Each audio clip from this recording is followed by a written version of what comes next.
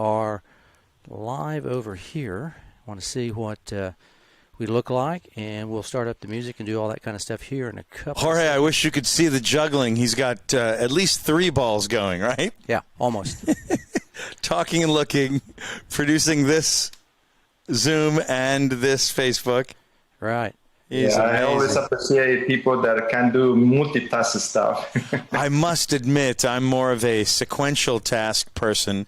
I mean, I think some days I do get a lot done, and some days I go deep, but I prefer sequential. This guy is amazing at sequential and multi. All right, let's Jorge, what we'll do is, Dr. Valverde, take a couple of seconds. We're going to play the music, and then we'll come back to you in about a minute and a half, maybe 2 minutes, okay?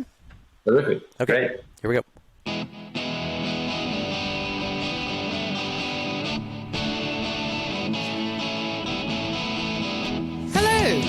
You are at the net. And welcome, friends, to another episode of the At the Net podcast, powered by Tex-Mex Productions. Working the soundboards in the back of the house are our producers, D-Mac and Dave the Brain. Time to say hello to your hosts, Craig Bell and AJ Shabria, as they're about to take us through 3 sets of tennis, talking life and all the news as it seems to them. Ladies and gentlemen, Craig Bell.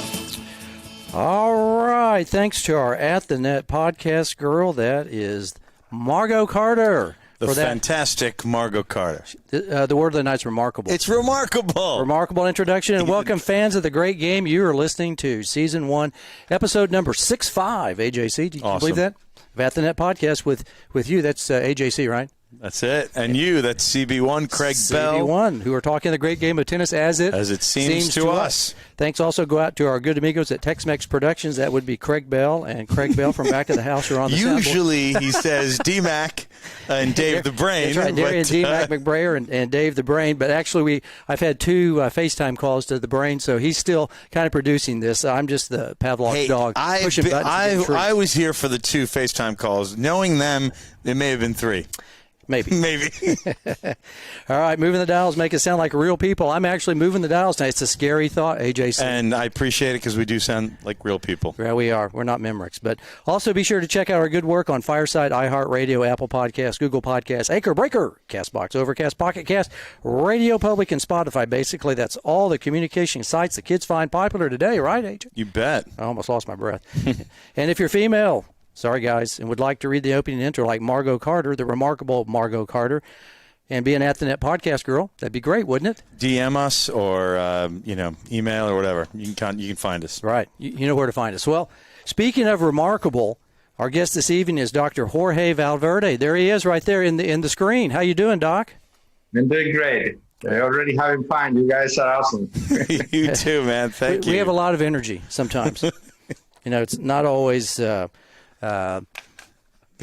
it's kind of sometimes it's too much energy. It's good. It's good. I'm happy to be here, and we've got such an incredible or remarkable guest tonight. Jorge Valverde is a doctor. Yes.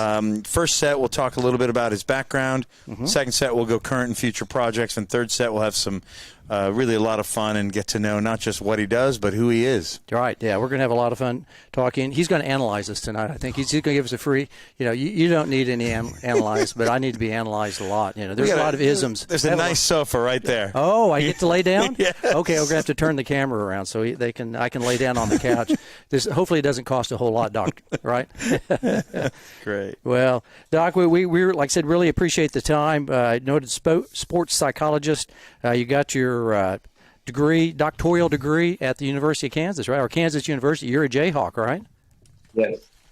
And you've coached a lot of tennis over the years. You've coached numerous professional tennis players. I mean, numerous. I was looking at the background. I mean, anywhere from Luke Jensen to Daniela Henchikova, Megan Shaughnessy, Anna Gronfeld, Allison Risk, Allie Risk, Tim Smisak, Ashley Weinhold. I mean, the list just goes on and on and on. How many people have you probably worked with from the tennis standpoint? Oh, my goodness, hundreds, because I have been doing this for 33 years. 33. 33 years. You were just a kid when you started this, huh? Just a wee baby. Yes. And you've served also, too, at various countries, tennis academies across the U.S., Mexico, Poland, South America. I mean, you've been all over the place with trying to diagnose people, right? Yes, it had been a wonderful journey. The first trip, it was to Poland. And then I went again, and then, I have been all over the place, South America, Central America, the Caribbean, all over the United States, obviously, Europe. So it has been a wonderful experience. I imagine so. The Great Game is always great. It really is a worldwide opportunity to do things. Let's get to the first set, AJ. Let's talk about Dr. Valverde's background in the Great Game. So, how did you get involved in tennis? What was your path? It's a very, very funny way in the way I got involved. I'm going to go really quickly. I came here with a scholarship to do a master's degree. First, I needed to learn English. I came to Kansas. And then, like 2 weeks later, I received a fax. There were no internet at that time, stating that they couldn't afford my scholarship anymore, that I have the choice to stay here and finance myself, whatever I wanted to do at the university, or go back and my job was waiting for me. I work for a technological institute over there in the selection of personnel, okay? And I have said goodbye to my friends. It was tough. I have a large family of 9 brothers and sisters and my mom, and it was hard to say goodbye because deep inside I have this feeling that it was not for 2 years, for a master. We have this that we call intuition, like a gut feeling. So I sold my car and everything. So I ended up going through a period of time that it was pretty tough because I didn't realize how expensive everything was, particularly when I was converting my pesos, colones from Costa Rica to dollars from the money I have still in Costa Rica. And so it was rough. So I have to learn English, but I ended up not having even money to to go to classes in English. I still learning English. And then I learned by watching TV and did all kinds of things, I kind of created, to support my wife and my first daughter, okay? Then the question was, okay, now I came here to study something really specific. And when I start thinking about that, which is selection of personnel and a specific area in selection of personnel, I realized I did that because they hired me and they pay me very good money. And it was my first job after having my first master's degree from Costa Rica. Mm-hmm. But, I wasn't totally sure that I wanted to do that for the rest of my life. So start searching and searching. I want to make this story really short. I was ready to do my dissertation. I still didn't have a clear idea of what I wanted to concentrate on for the rest of my life. So I talked to my advisor, Paul Friedman, who was an amazing mentor. And he said, if you don't know what you're going to do for your dissertation, take a sabbatical, a break.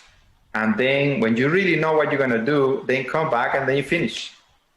So I decided to do that. I follow his advice. I trust him 100%.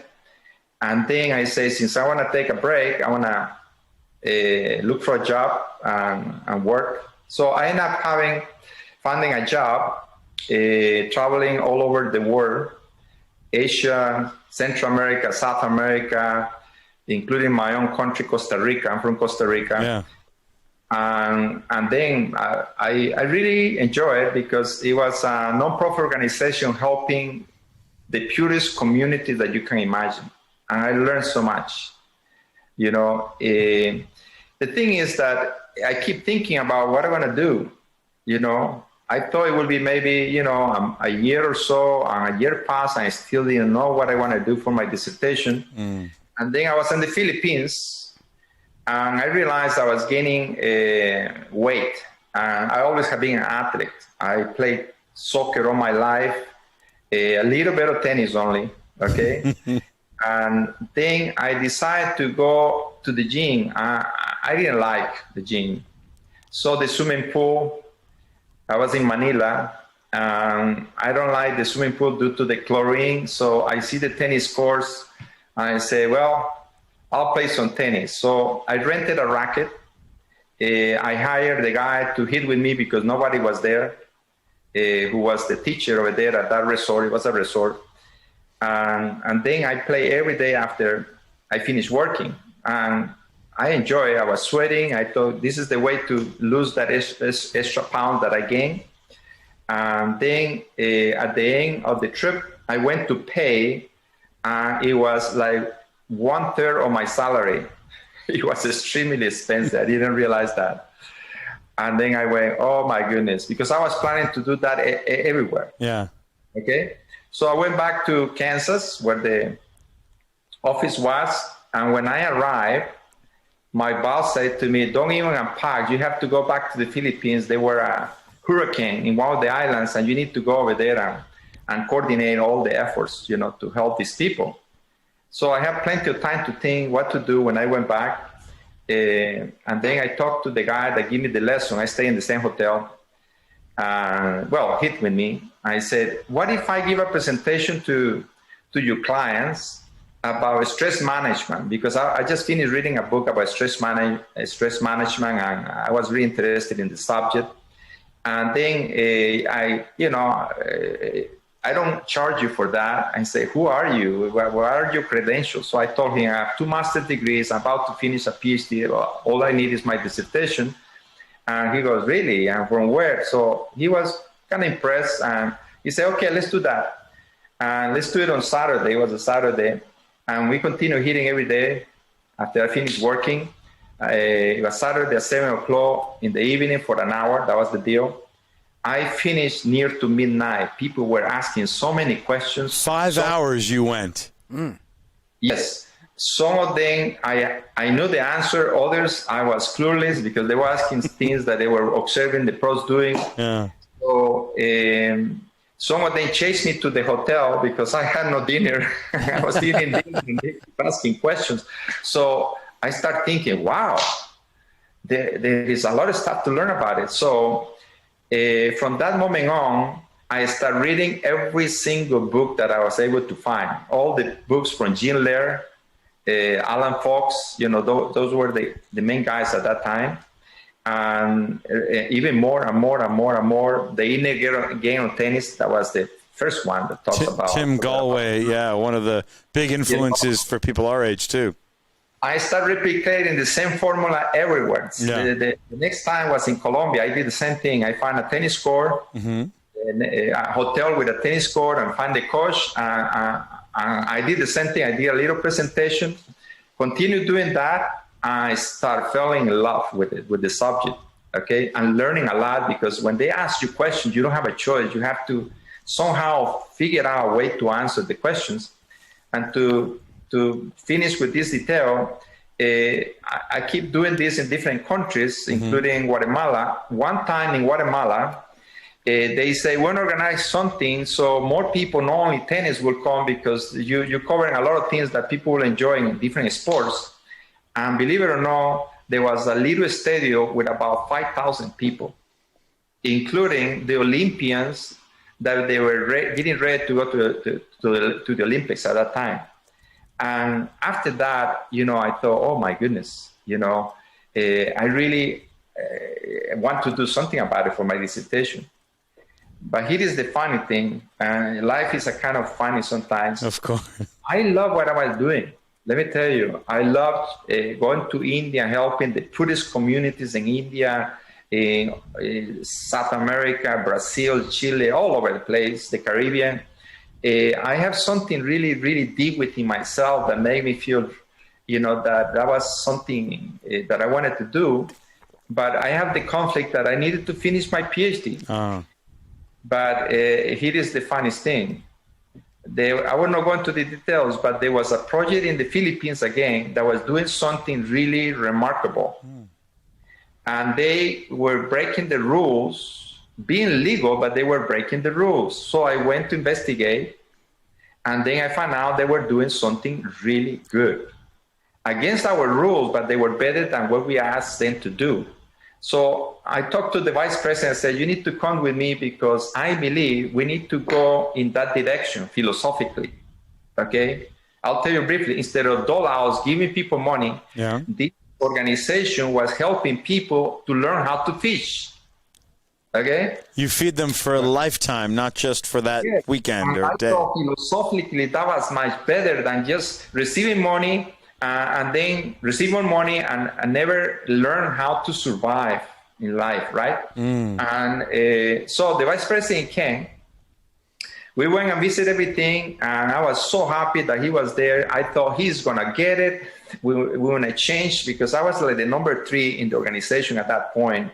And then we're going to change the philosophy and the status of the organization. And guess what? He didn't like it at all. Really? And we got into a big argument, before we went back to Kansas. And then we went back. A week later, they fired me. Really? You were done? So I say, okay, now I know what to do for my dissertation. So this was like how a comedian relies upon bad experiences to make something very, very funny, or a songwriter relies on this. You relied on this crazy, amazing, rewarding career that ended abruptly, and this was your fuel. This was your dissertation. Yes, that was the gift. Those 3 years was to give me the gift of discovering what I wanted to do for the rest of my life. I will tell you, I don't think I will ever retire. I love what I'm doing. Yeah, so clearly. Out of something bad came something good. You're thinking that this is that chapter ended, and what's the next chapter going to be? But it actually ended up making you probably much more wiser and really thinking about what you needed to do to succeed, right? And I learned big lessons. Let me share you one. In one of my books, I have this explained. In the Philippines, another amazing experience, the manager of the project took me to a mountain of trash. And I didn't want to go because even like about a block away from that mountain of trash, it smelled terrible. I was concerned to get sick or whatever, and she insisted without explaining to me why she was taking me to this mountain of trash. Mm-hmm.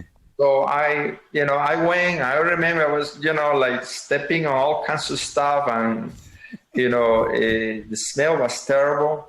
We finally got to the mountain, and then I see, dozens of families, picking up stuff from the mountains, recycling whatever they were able to recycle. And they specialize in some in plastic, others in something else. And then she said, the reason I brought you here is because I want you to know I came from a family that survived from this mountain. Mm. And this girl ended up with a master's degree in economics.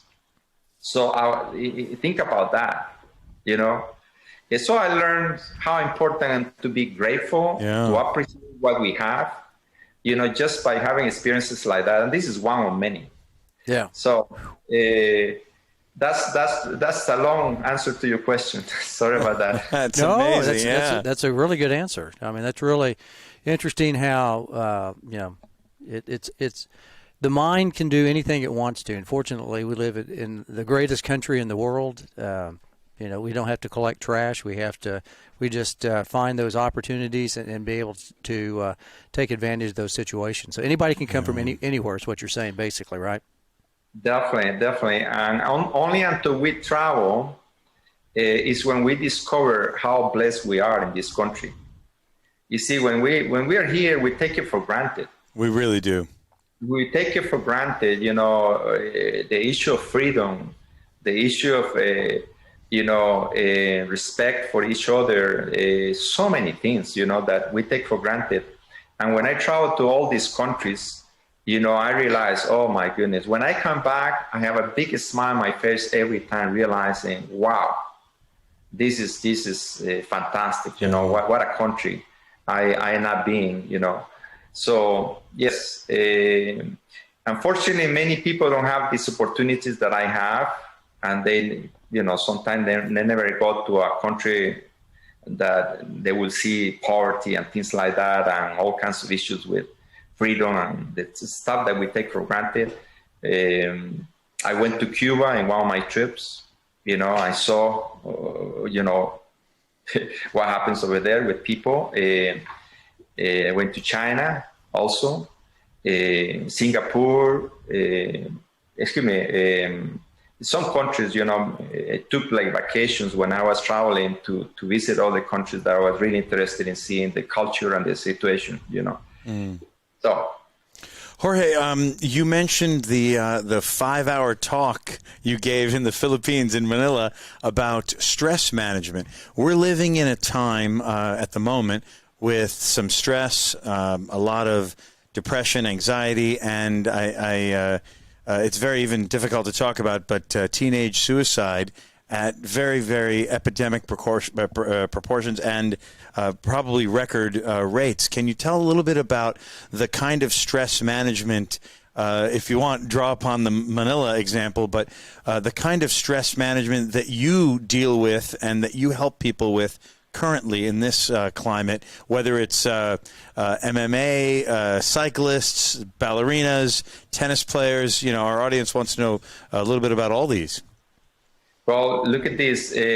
I always very busy with the number of clients that I work with. I never have been so busy until now during this, pandemic. Yeah. Okay. Why? Because my clients, many of them are young.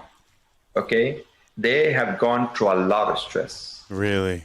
A lot of stress, and because they confide in me, because they trust in me, after working with them, they tell me things that sometimes they don't even tell their parents. Really? Hey, Jorge, when you say they are young, they are what? 17, 15, 23? I have from 10-year-olds to college level. Okay. 60-year-olds? How about 60-year-olds? 16-year-olds, 13-year-olds. I have many 13-year-olds, and all of them are going through this very stressful situation, because the whole thing that is happening is producing tremendous amounts of anxiety. Mm-hmm. Okay. And one of the reasons why this takes place is because we are experiencing something that we never have experienced worldwide. At least in the young generations, and even our generation, we never have experienced anything like that. So when we face something that we don't have like a blueprint of what to do, okay, that creates a lot of uncertainty. And uncertainty leads to stress, anxiety. Mm-hmm. And so the question is how to deal with it, And the answer is complex, but I'll summarize it. It's really important that whatever is under our control, we take control over. Mm-hmm. Okay. For instance, if you feel intimidated with the idea of getting sick, well, then do whatever so you are not exposed to other people. Mm. In my case, immediately, I became extremely strict about what I put in my mouth, in terms of food and drinks. And I recommend that to my students and their parents during this time, to make my immune system stronger. And on top of that, I take the best multivitamins that I have discovered, okay, to make that immune system strong. That's part of that. Take care of the things that you can take care of. Control those controllables. Yes, because unfortunately, when this is not understood, what happened to a lot of people? They gain a lot of weight. Mm. And then what happens? They are not necessarily eating the right food, and they're eating a lot. They're gaining a lot of weight. And then for some, gaining more weight means being grossly overweight, which it debilitates the immune system, in this situation. So when you understand that you take care of that, you look at sleeping habits, another one, okay, to be able to reduce the stress. Sleeping is extremely important. And then it comes the other part. We are mental, we are physical, we are spiritual. And then, we have to depend now more than ever on spiritual matters. And interesting enough, when I studied all these years, 2 master's degrees, 1 PhD, they never mess up with the spiritual matters. They just focus on the mental part and forget about anything else. Basically, they don't want you as a professional to mix any spiritual stuff with the mental part. I have learned in the course of all these years and with all my own personal experiences and traveling all over the place, and it's also working with my students, how significant is that area? But is neglected in sports psychology, is neglected in clinical psychology when they do therapies, and they focus just on the mind and body. And I have discovered that part is extremely important. So I challenge my students to go and think about, go back to the roots, spiritual roots, and then focus on whatever they know they're supposed to be doing in that area. And I have some that are, from different religions. I don't care. I know the truth, that is important.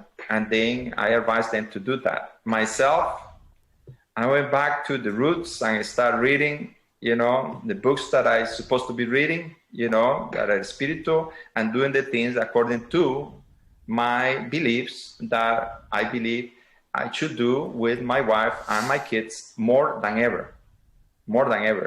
And I have to tell you that has been a very important decision, because I see my kids, doing extremely well, my wife, and I feel actually very good under the circumstances, so, but then you can get into, be sure that you focus on being grateful. Yes, it's very important to do that in the mix of all this, there are some people that are more fortunate than others. There are some that have lost their jobs, have lost their business, and then instead of focusing on the difficulties that they're having because they cannot play tennis and they used to play tennis every day, realize that is nothing compared to being in a family where your father lost the business and now they're struggling economically. Or you live off of a mountain of trash. Like you're depending on that for a livelihood and even food and shelter. It's remarkable perspective. And it sounds like you're saying that gratitude is a part of your immune system, of your spirituality, and a part of your ability to manage anxiety, depression, and stress. Physiologically, the issue of taking care more of yourself, mentally, into look and see what is there that you can do to transcend the challenges and move forward. I actually learned that really early. My father went through the problems of the depression after the Second World War. I was not alive at that time, And my father came up with an idea that that he was able to make a lot of money during the depression. And he talked about it and taught us that, and I always have that in my mind. When I was in trouble in Kansas, when I didn't have a job, when I didn't have any money, when I couldn't speak the language, when I feel, sort of not accepted in the community, like somebody asked me, from what tribe are you coming from? In Costa Rica. Another one told me, it's difficult to pronounce your name. Tell people that your name is George. Not Jorge. No, Jorge. You see, they're changing your identity. I mean, my identity is my name, among other things. So I experience things like that. And, but then I keep thinking, my father's experiences, what can I do? This is definitely, really difficult to. And then I come out with ideas. And let me tell you, I came out of that. I'll tell you really briefly. I realized that daycares were really expensive. Yeah. Paying the take care for my daughter. I was living in a tiny little apartment. It was so small. You know how much I was paying? Less than $200 per month. Oh, $200 a month, and that's you, your wife, and your first child, daughter. Like this. So I come out with the idea of making that apartment into a daycare. So you had people over, one client. For 1 year, yeah. Oh, 1 year, 1 year. Then I also learned the importance of giving more than what people expect, giving the best, service for whatever they pay for. And guess what? From what it developed into 5 daycare homes. really?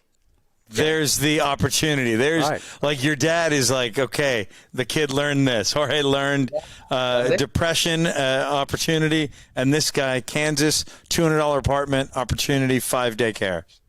Yes, and that financed my education and and more. And so it is just usually looking at anything that happens in front of us as the storm. Mm-hmm.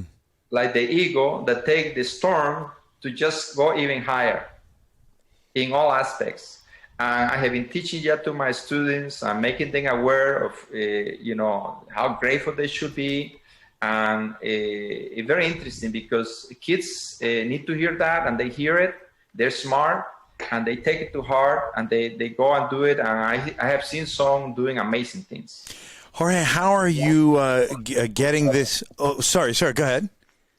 I have one here from Naples that have going at a very high levels in her performance, during the pandemic when everybody was really stressful. Yeah. I told him, this is an opportunity to you to learn more about the mental part because you are on the court. You're wasting all, you have all kinds of time. So let's work more on that.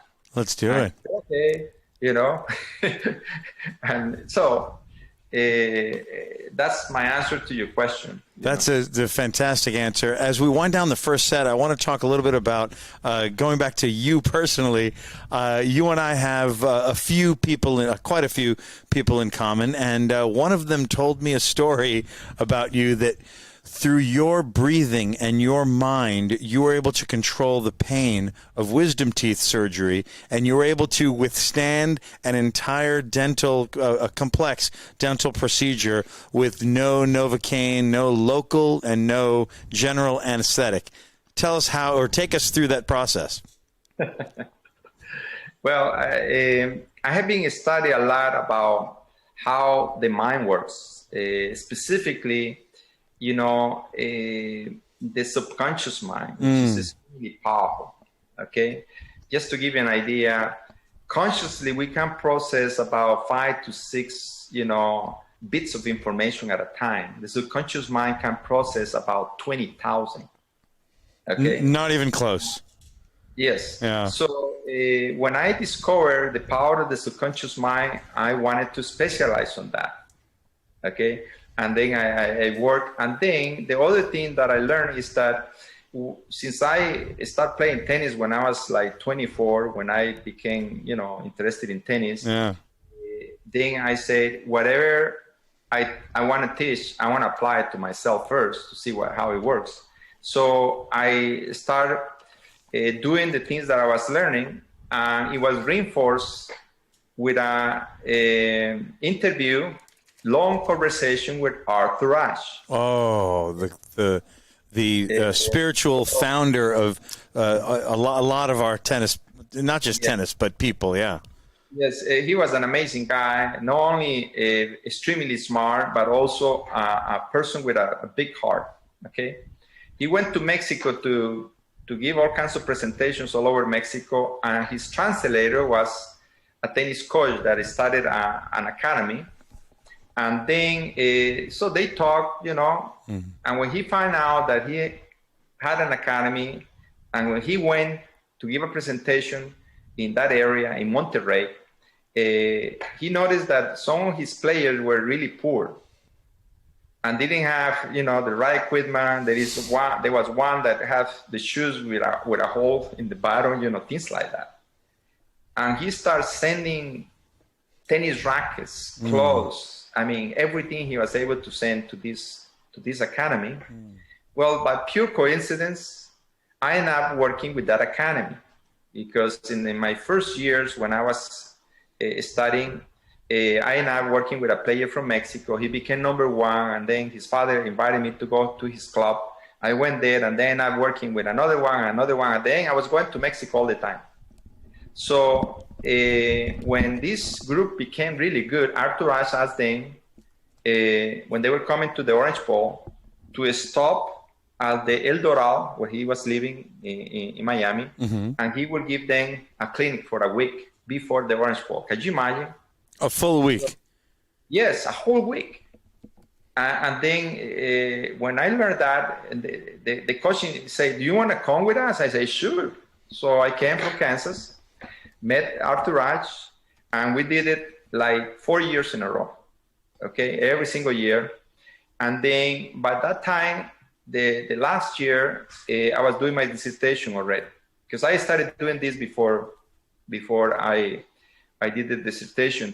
So I asked him if he would give me an interview, and he gave me like 2.5 hours. And after that, he said, you might have some questions after this. And just give me a call. So I called him. I have a lot of questions after I went and reviewed everything, the recording, everything that I did. And he gave me like 2 more hours. He was amazing. But I was really, really like, wow, he's sharing with me things that he said he never shared with anybody. I was wondering, yes, it's very nice to us, but this is really significant. Not knowing that he just came from New York, and he knew that he was dying in about 6 months, something like that. So this is in the early 90s after he was diagnosed with the HIV virus, after the blood transfusions. Yeah. So this was what, like 93 or so? No, it was, around that. Yes. And then it reinforced even more what I have learned. Okay. And so I put it in practice and it was when I had to go to the dentist. And what was it? That you can learn to bring your brain activity to a level very low, okay, where you can actually literally program something within yourself, including local anesthesia.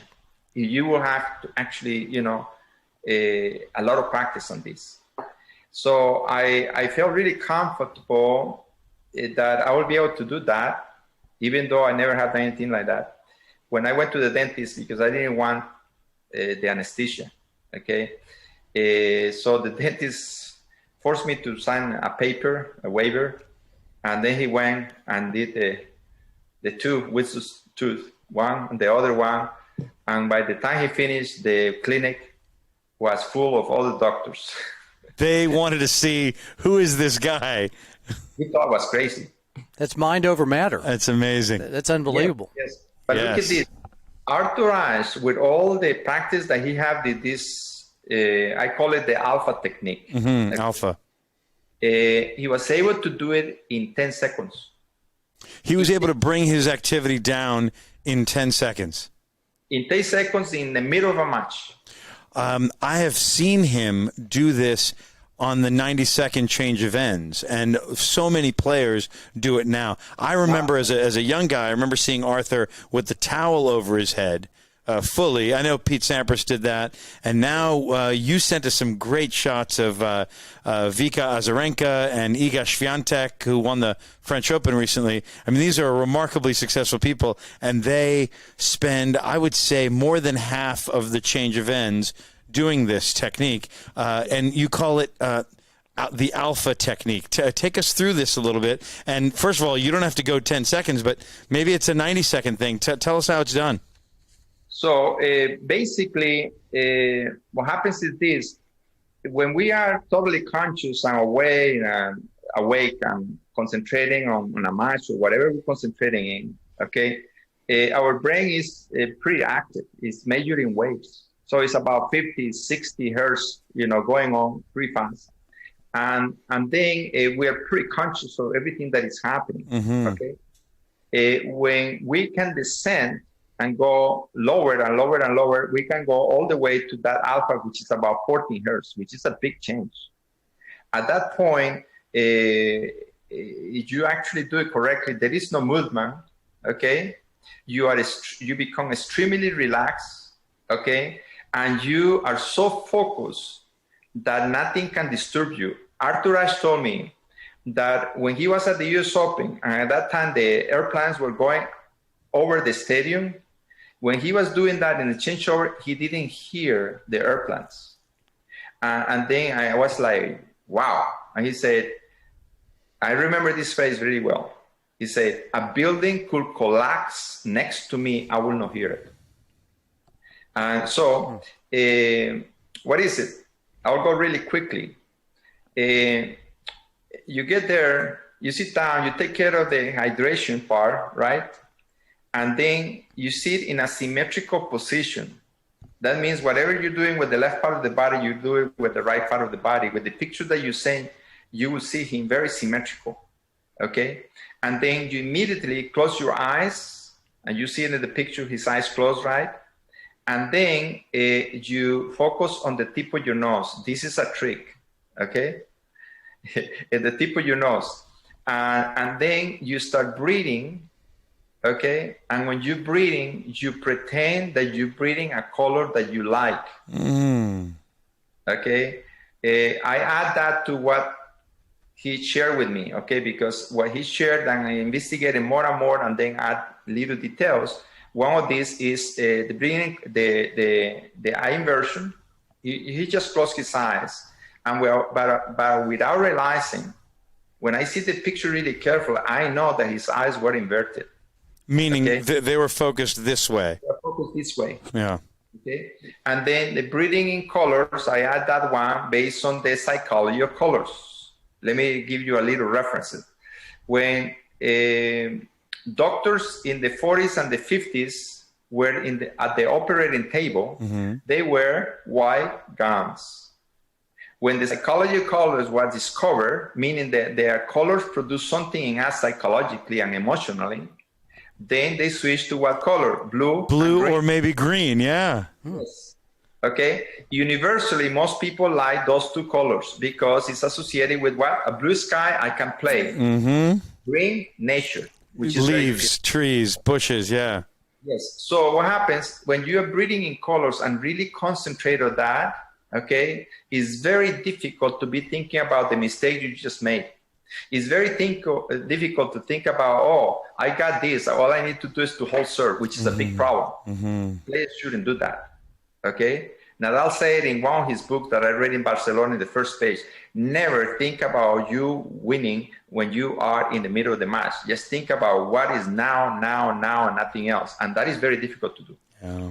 And in the changeover, which is the longest period of time, is when many parents make the mistake of analyzing the mistakes that they're making, how they're going to fix the mistake, analyzing the opponent, analyzing what they're doing, and then coming up with a solution, because that is what everybody teaches. Yeah. Think over there. Figure out what the opponent is doing, what you're doing, come up with the solution. And not realizing that when you engage the conscious mind in that way, it's very difficult for the subconscious mind to actually transfer information at a conscious level.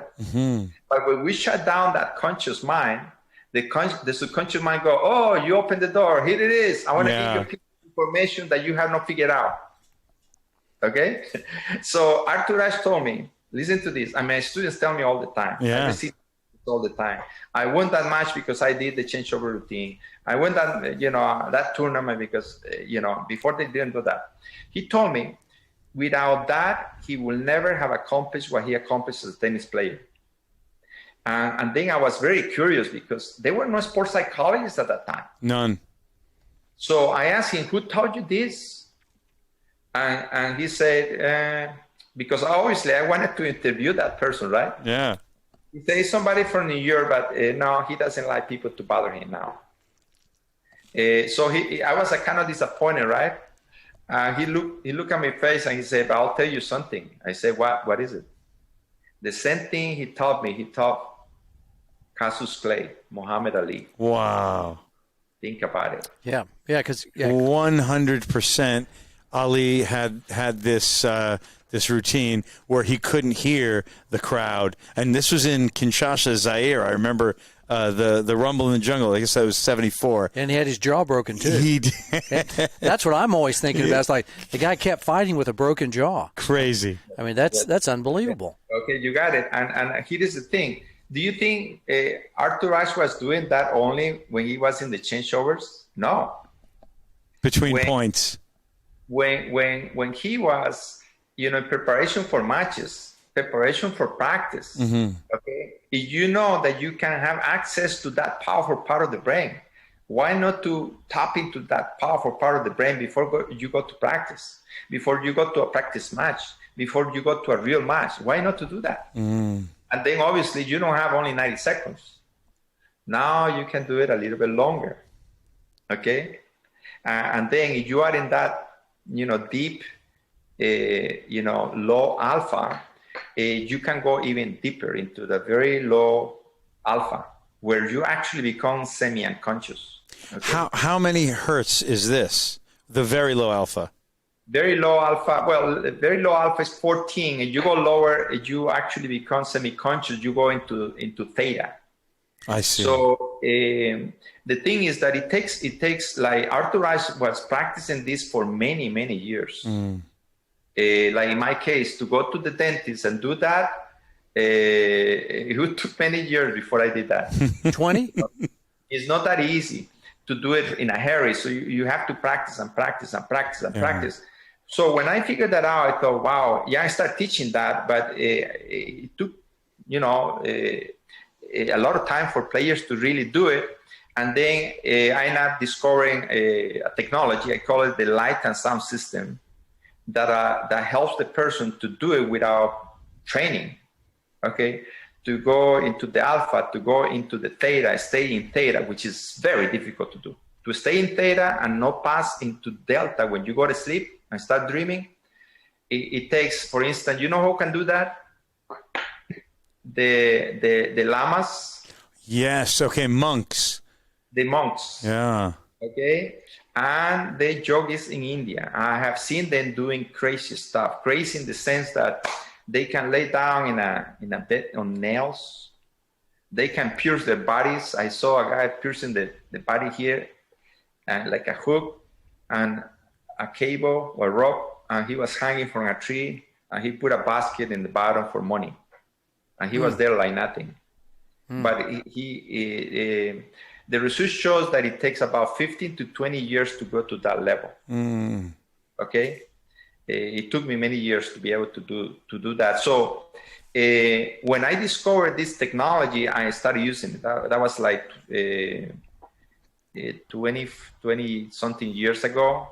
And the difficult thing is to go into the theta, stay totally in theta for a period of time when you do something in your mind to program or deprogram whatever is there in your mind that you don't want to have anymore.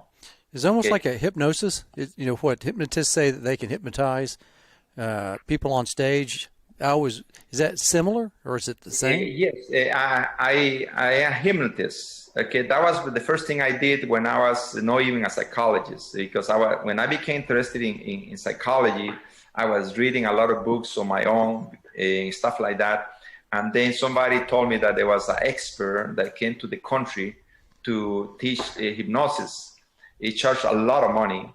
And then I took all my savings, and then I went to be certified, from this expert that was traveling all over Latin America. I'll tell you, at that time, $5,000 in my country, it was a lot of money. That's a bunch. So I learned, and this stuff. The thing with hypnosis is that only about 25% of the population can go into the deep hypnosis, the theta state. And in theta is when you tell a person, I have done all kinds of crazy things, people under hypnosis, tell a person, now you are in front of a swimming pool jumping, and the person will jump in and they go into a floor. And then everybody in the audience start laughing because it's very funny, right? Right. and then all kinds of things like that. But you notice carefully, they invite a lot of people who wants to be hypnotized. So there is a group of 300 people, and then maybe like 25 come forward. And then they will go through the whole thing. And then after that, they say, okay, I want you to come forward, and then select like two people only, because you can tell who actually went that deep really well by observing carefully. And because the rest cannot go that deep, the great majority. So that is the handicap, with hypnosis. I have used it at the beginning, but when I discovered the system, then I sort of let it go. I combine it here and there, with my audios, but the light and sound system is extremely efficient, very powerful. Excellent. I do want to revisit in the second set a little bit about the light. At the moment, I want to kind of transition into the second set with an important question. First of all, there's a great match behind us. It was 3 sets. It was, I hate to spoil it, but 6-1 in the third for Medvedev. 2 or 3 months ago, you and I talked about how is Daniil Medvedev. He's consistent but powerful, and a lot of powerful players are sometimes inconsistent. A lot of consistent players are sometimes not powerful.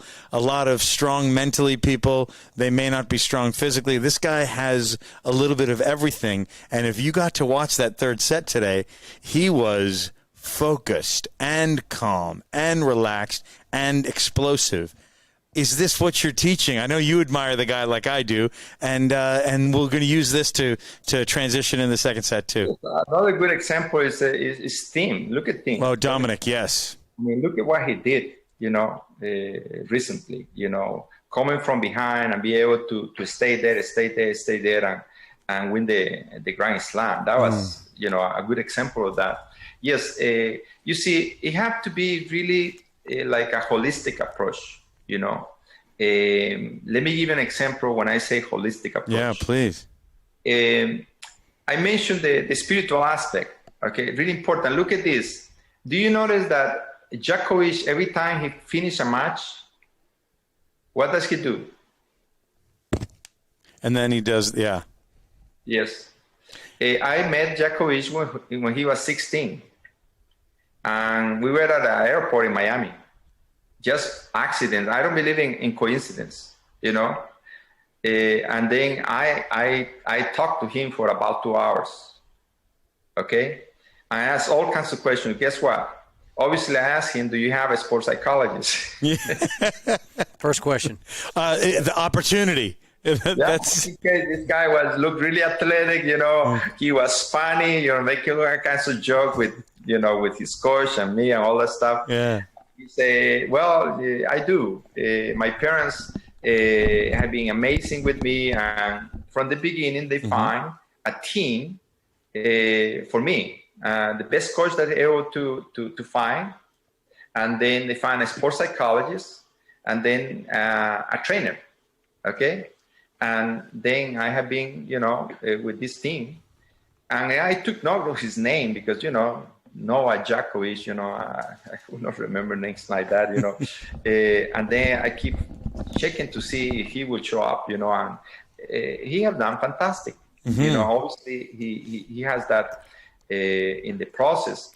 The sponsors, okay, like Adidas, Nike, when they sponsor a player, that is a mandate, okay. They don't have a choice. Let me give you an example with Annalena Gronefeld. Oh yeah, German player, yeah. Annalena finished number 1 in the world. She won the French Open as a junior. Tall, strong girl, okay. And then Adidas sponsored her, and immediately Adidas changed her entire team. They replaced who? Coach, physio. Physical trainer. She had somebody that was working on her mind, all the stuff, okay? And she didn't have a choice, nothing to say about it. That was part of the contract. We choose your team. You cannot say anything about it.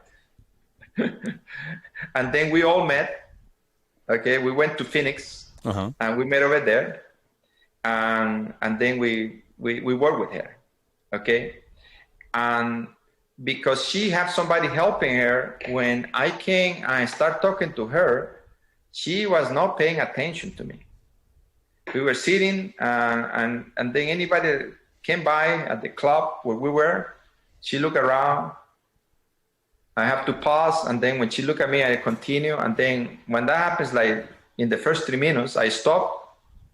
I went and talked to the Adidas guy, Reinhardt, what's his name, and he came. And I told him, "Listen, she's not listening." And then he says something like this to her: "And Elena, you have a contract. We talked to you about that contract and what it entails. Interesting. You don't follow Dr. Valverde's advice. I put you tomorrow morning in the first flight back to Germany. Contract is broken." And Germans are very, very disciplined and very respectful. Okay, that's part of the culture. Mm-hmm. And she almost fainted. I mean, she became so pale. And she said, "Okay, sir." And after that, I talk. I tell my students, write everything that I'm teaching you, because it's going to be a lot of details, a lot of information. So she started writing things down. She was extremely disciplined, to the point that next day, I don't know to what extent, but because that was very scary to her, to lose the sponsorship. She got really sick and she had fever. Mm. And she called me from her hotel room and asked me to come and continue teaching in her room while she was in bed with temperature. Really? Interesting enough, Yeah. So I was sitting in a corner because I feel terrible. I don't want you to get this. So I was in a corner of her room in the hotel. Mm-hmm. She was in bed and she was taking notes. Okay. I love it. I want to take notes right now. The good news is this is a podcast and we get to listen to this tomorrow. We get a bunch of free advice. Yeah, it's amazing. Right. And guess what? Then she did the work. She did it. She made it, I think it was like 14 in singles and mm-hmm. about 7, 8 in doubles. Yep. I think she retired like 3 years ago, something like that. Okay. So they sort of enforce it. So what is happening right now is like players like Osaka, these young players, they have been working with sports psychologists, for years, because they learn really quickly what happens when they do the things that they are learning.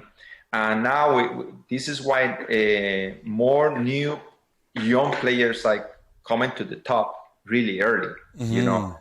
Before we have once in a while we have one here or there, like Jennifer Capiari, remember? Of course. Michael Chan, but now it's not the exception of the rule. It's going to become more and more common, the young player, because not too many players were using sports psychologists before. Now it's it's like the thing that they have to do if they are a sponsor. Okay. Yeah. Jorge, as we go into our second set, I want to talk a little bit about it. This is a hybrid question. Some of this came from you, and I love this question. Some of this came from a very close mutual friend of ours who is I think was one of our top-rated fans, and he was a guest on our show also.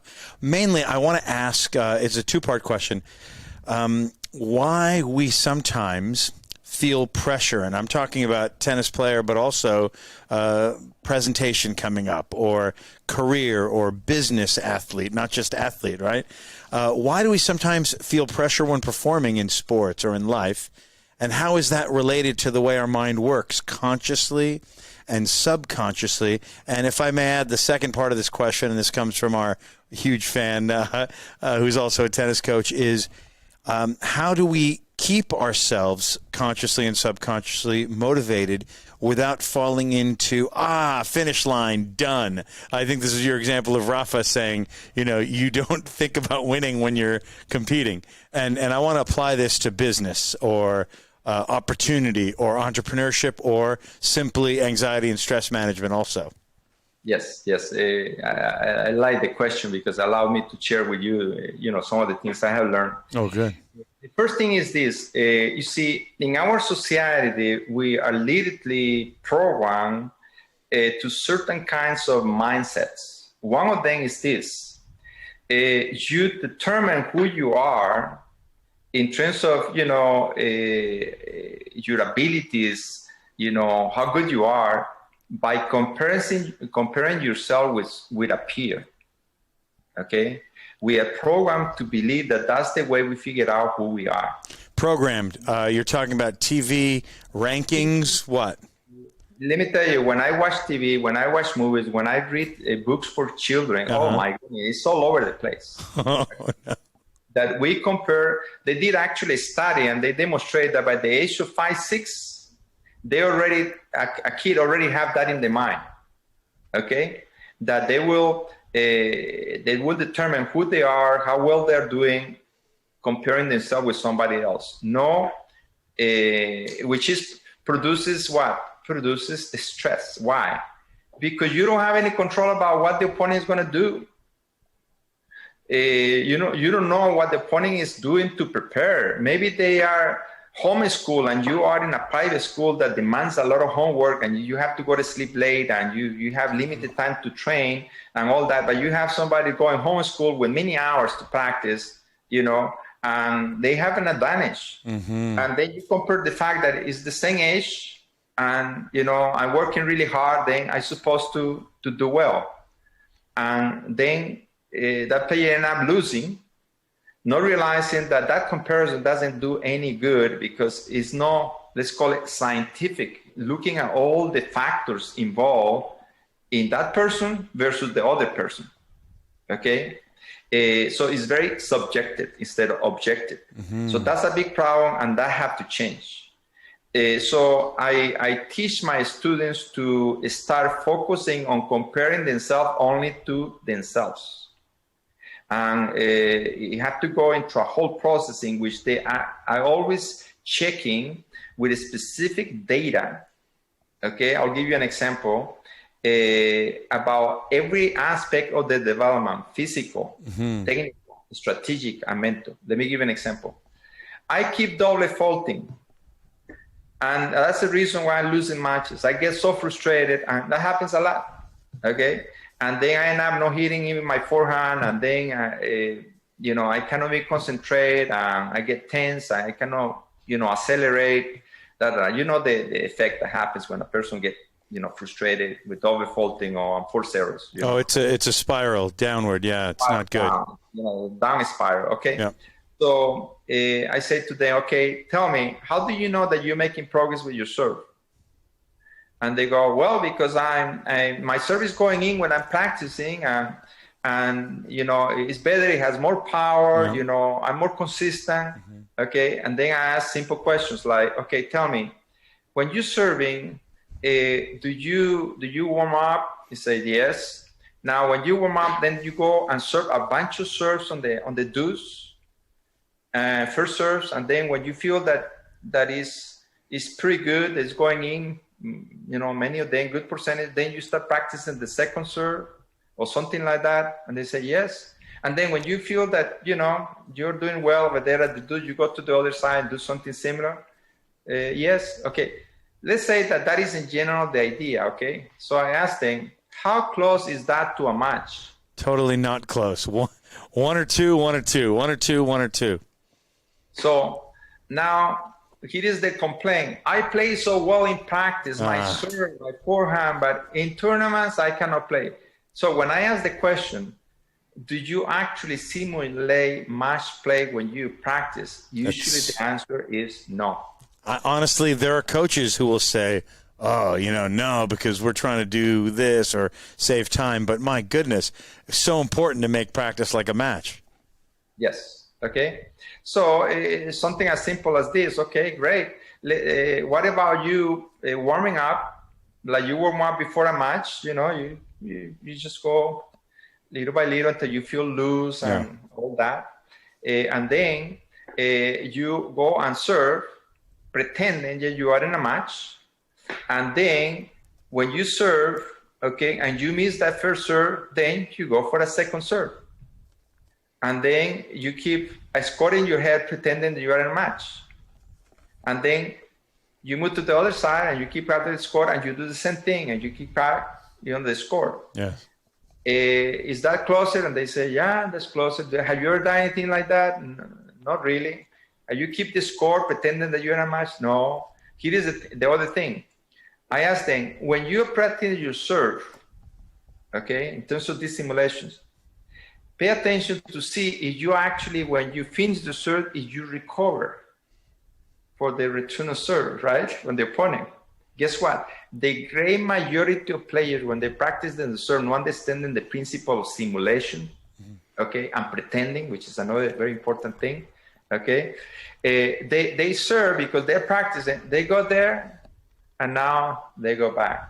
And they're not focused on recovery or something real. They're focused on the hopper of balls and getting another ball. You got it. So I ask a simple question. Do you believe that you practice to create habits, so those habits become automatic, what coaches call muscle programming, so you will do it in a match? They say yes. Okay. So if you are not recovering, you think you will be able to do that when you are in a match?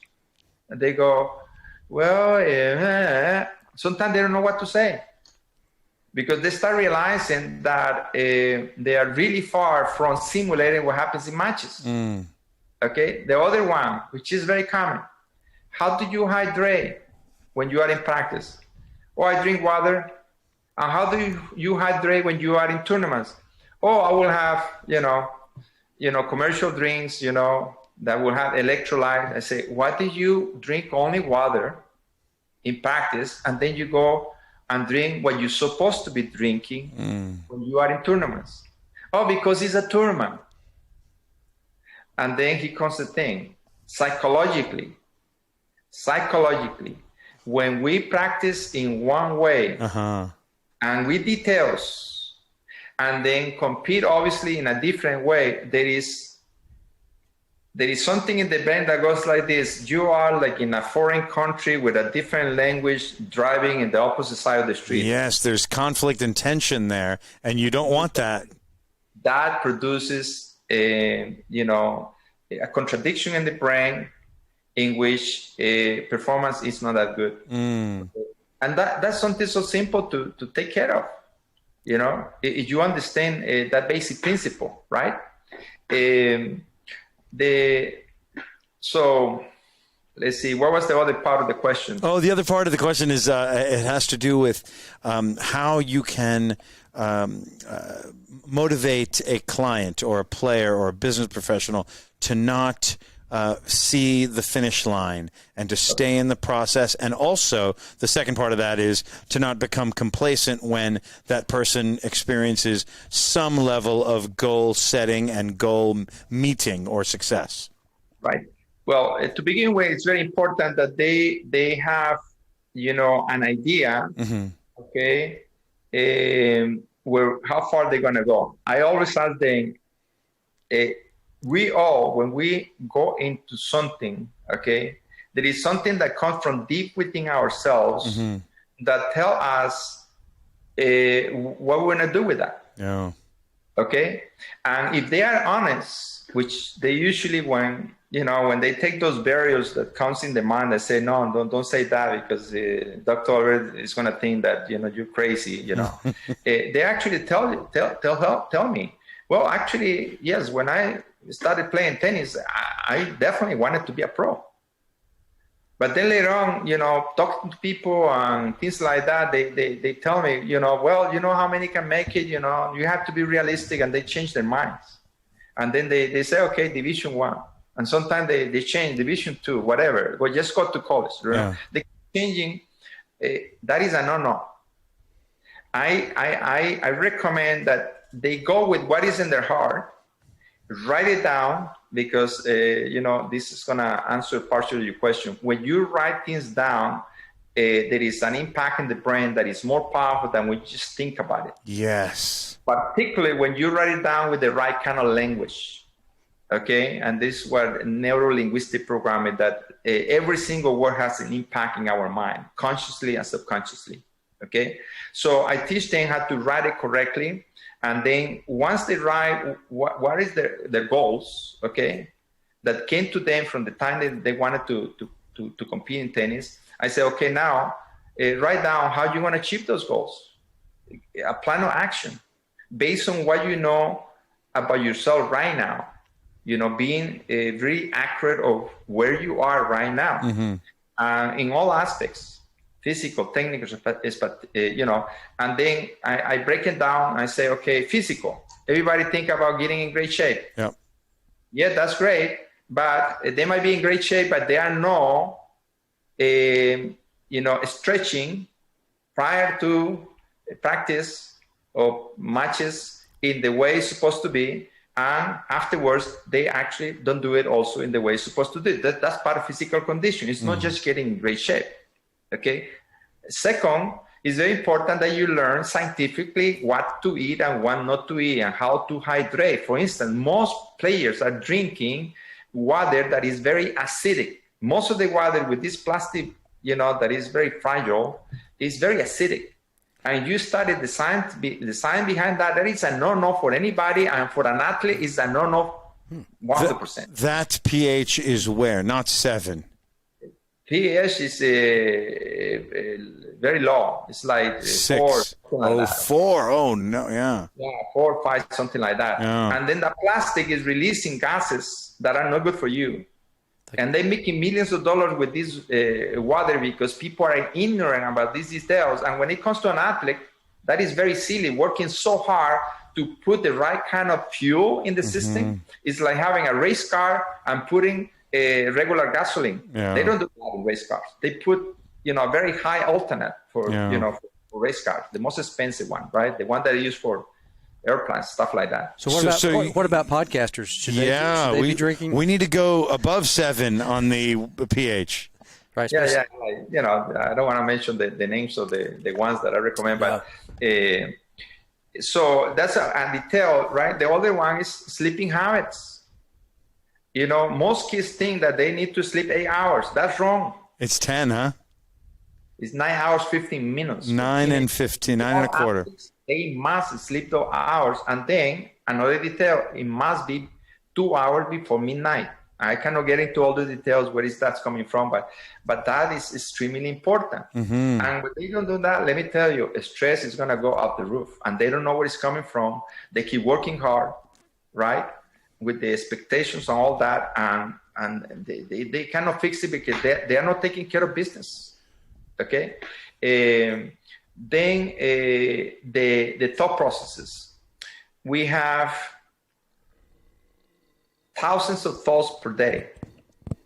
Most of them we are not conscious. And it's not different thoughts. Many times it's the same thought repeated many times. Okay? And based on research, what is the percentage of positive versus negative? I'm going to start with 50-50. 87% negative, 13% positive. 87, that's terrible. That's the real battle. And now the question is, why in the world we have so many negative thoughts? Think about it. Just watch the news. Oh, they're shoving it down our throats, the negativity, right? How many negative things are in the news? You and I joked a little bit about, forget the news. I think you and I joked last time we talked about even TV commercials and how they tell us the story of what a moron he is, or she's an idiot, or adults stink, or we're fragile, we're stupid, So at some point, it goes from 50 to 87 negative. So that's a real battle right there. So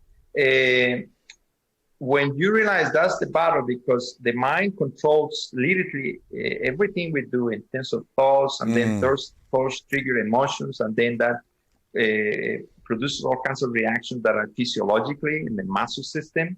And we don't take care of that. It doesn't matter how many hours we practice. It doesn't matter how talented we are. It doesn't matter who the coach is, because that is going to control everything at the end.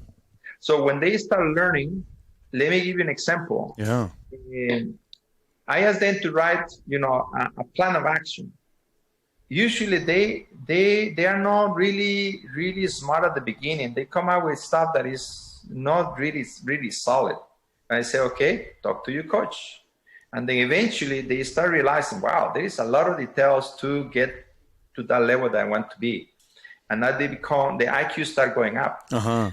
one of the issues is this: they become really dependent. They show up, and the coach tells them what to do, and they do that. And then when they finish that, the coach says, "Oh, now do this," and they do that. Do they have an agenda when they step onto the tennis court? Usually they don't. And that dependency on the coach is extremely detrimental. Okay? When they learn to be independent, they have to go step by step, because it's not that easy to destroy that dependency, you know, on parents and adults and teachers and everybody else, and become, you know, the CEO of their own destiny. So I start by saying, okay, now, before you go on the court to practice, you need to have an agenda of how you want to improve in all the 4 areas. Okay? And you have to be really specific, written in the right kind of language without using language that will trigger the wrong things in the brain. Okay? And then you have to go into that alpha state, okay? And then program in your mind subconsciously that you already accomplished that. Now I'm sharing with you part of what Arthur Ashe was doing. Wait, so it's not I'm going to do this, or I can't do this, or that's going to be tough. It's I have accomplished this. Yes. So the language has to be in the present tense. When people write goals, they always say, I'm going to. It has to be I am. I want to. No. When we say I'm going to, I want to, the brain goes, okay, let's wait, stand by. Stand by. Yeah. Stand by. Stand by. We'll do this later. Yeah. When we say, I am moving quickly to every single ball. I'm absorbing this pace. I am resilient. I am handling these problems and solving them. Like I am. Brain immediately goes into like a video clip. Yes. Okay? Like a video clip. And now we add metaphors. Now we trigger imageries and emotions. Mm-hmm. Let me give an example. I'm getting to every ball. I am really explosive, quick on the court. I'm getting to every ball. That sounds really good. I like the language. Mm-hmm. Present tense is descriptive. It's saying what you want to do, right? Now we change it a little bit and we say, okay, I am a hungry cheetah, okay, getting to every ball on the court. Now, I already have this movie. You got it. Yeah, I already have this visual. Look at this. Do we have to explain that the cheetah is in a low central gravity? We don't have to explain that. Yeah. We have to explain that that cheetah is totally focused on the prey. In this case, it's the tennis ball, right? Yeah. We have to explain that the timing of that animal to attack the prey is perfect. They wait, and boom, they go. Do we have to explain that when they grab that animal, they are really scaring to that animal, literally like freezing with the noises that they make, okay? And they go to the weakest part of the body. Sometimes the neck is where they go, right? They know that. And then, boom, they kill the animal right away. Now, they did the job. Now, you translate that to tennis, look at the beauty. Low central gravity, really explosive, concentration. Athleticism, focus, concentration. Timing. Really, let's say, ferocious. Let's say what we call it the killing instinct. How many coaches use that? The killer instinct. Yes. Notice this. If a player is attacking and there is no granting, is missing out. Because that is part of the killing instinct that we have. That exhale, that noise, Right? And if you observe carefully, the best in the world, I have observed this many, many years, okay? When they hit the ball normally, they are in a rally, if you measure the volume of the sound of that granting, it's a certain level, decibels, okay? When they attack, the decibels go higher. And look at how interesting it is. The opponent is not aware that there is a change in the volume of that grunting when the opponent attacks. Mm-hmm. But the brain subconsciously is aware of that change. And because sound travels faster than the ball, that sound is going to get to that player, okay, when that is repeated over and over again, earlier.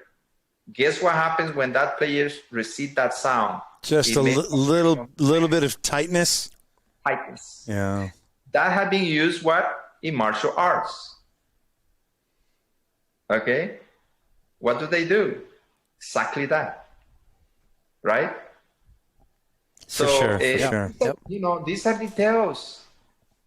Okay? And I have even coaches saying, but that will make the player tired. Oh, what a misunderstanding of the power of synchronizing the grunting with the striking of the ball. And like the Spanish guys, that they continue grunting until the ball lands at the other side.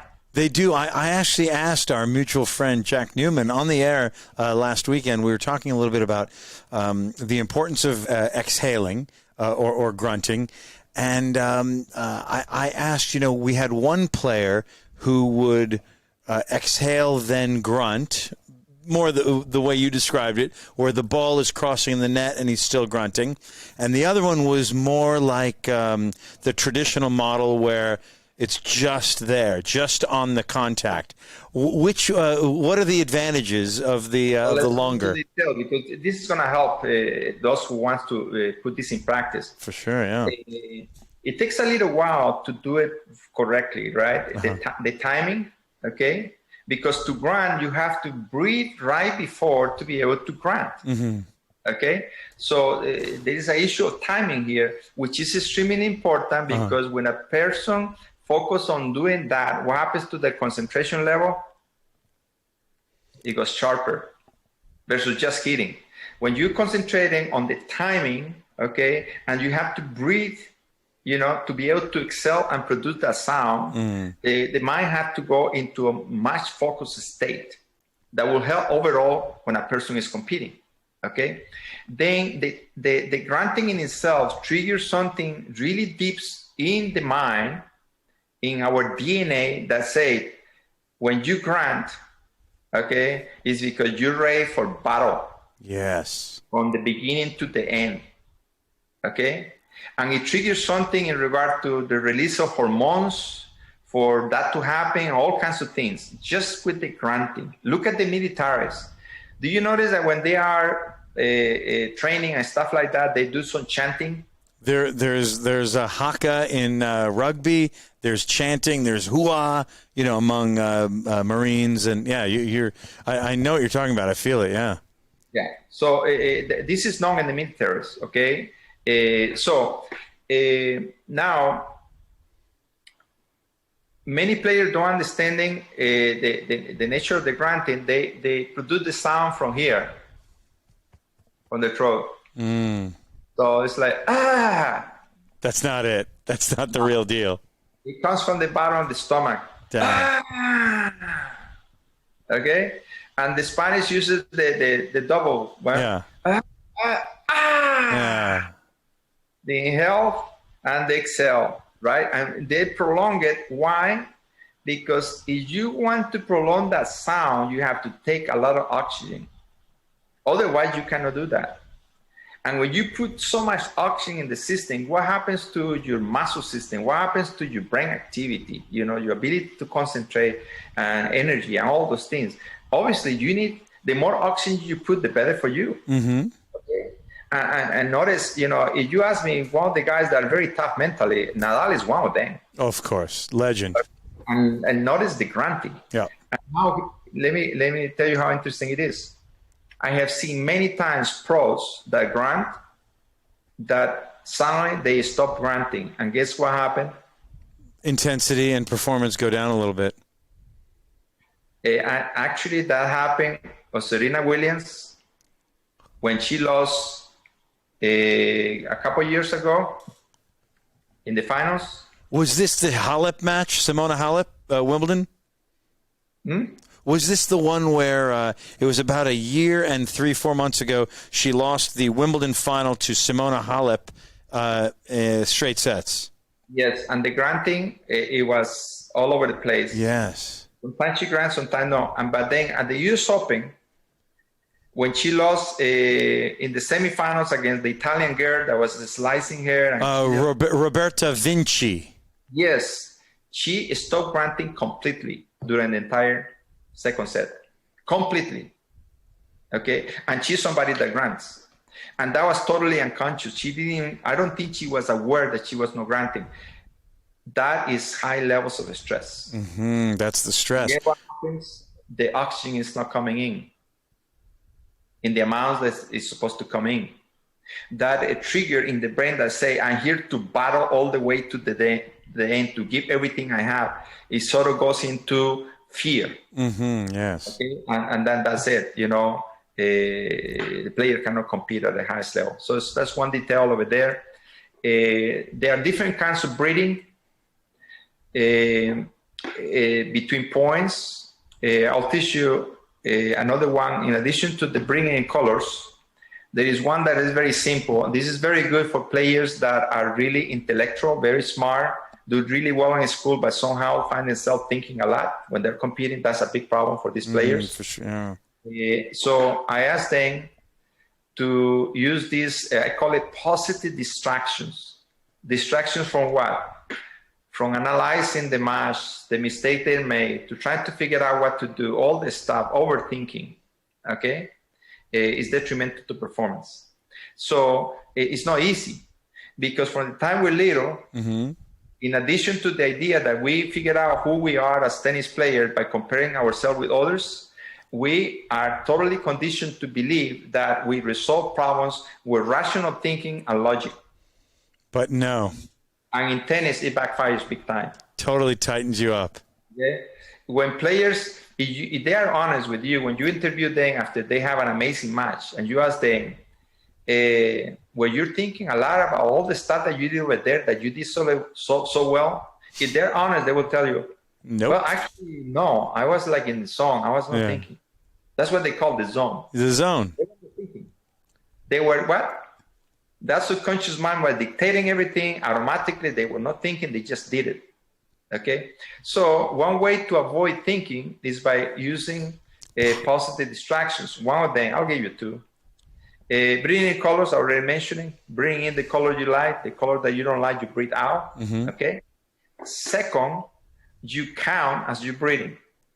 So you breathe and you're counting 1, 2, 3, 4, 5. Hold it for 3 seconds, which we normally don't do when we breathe.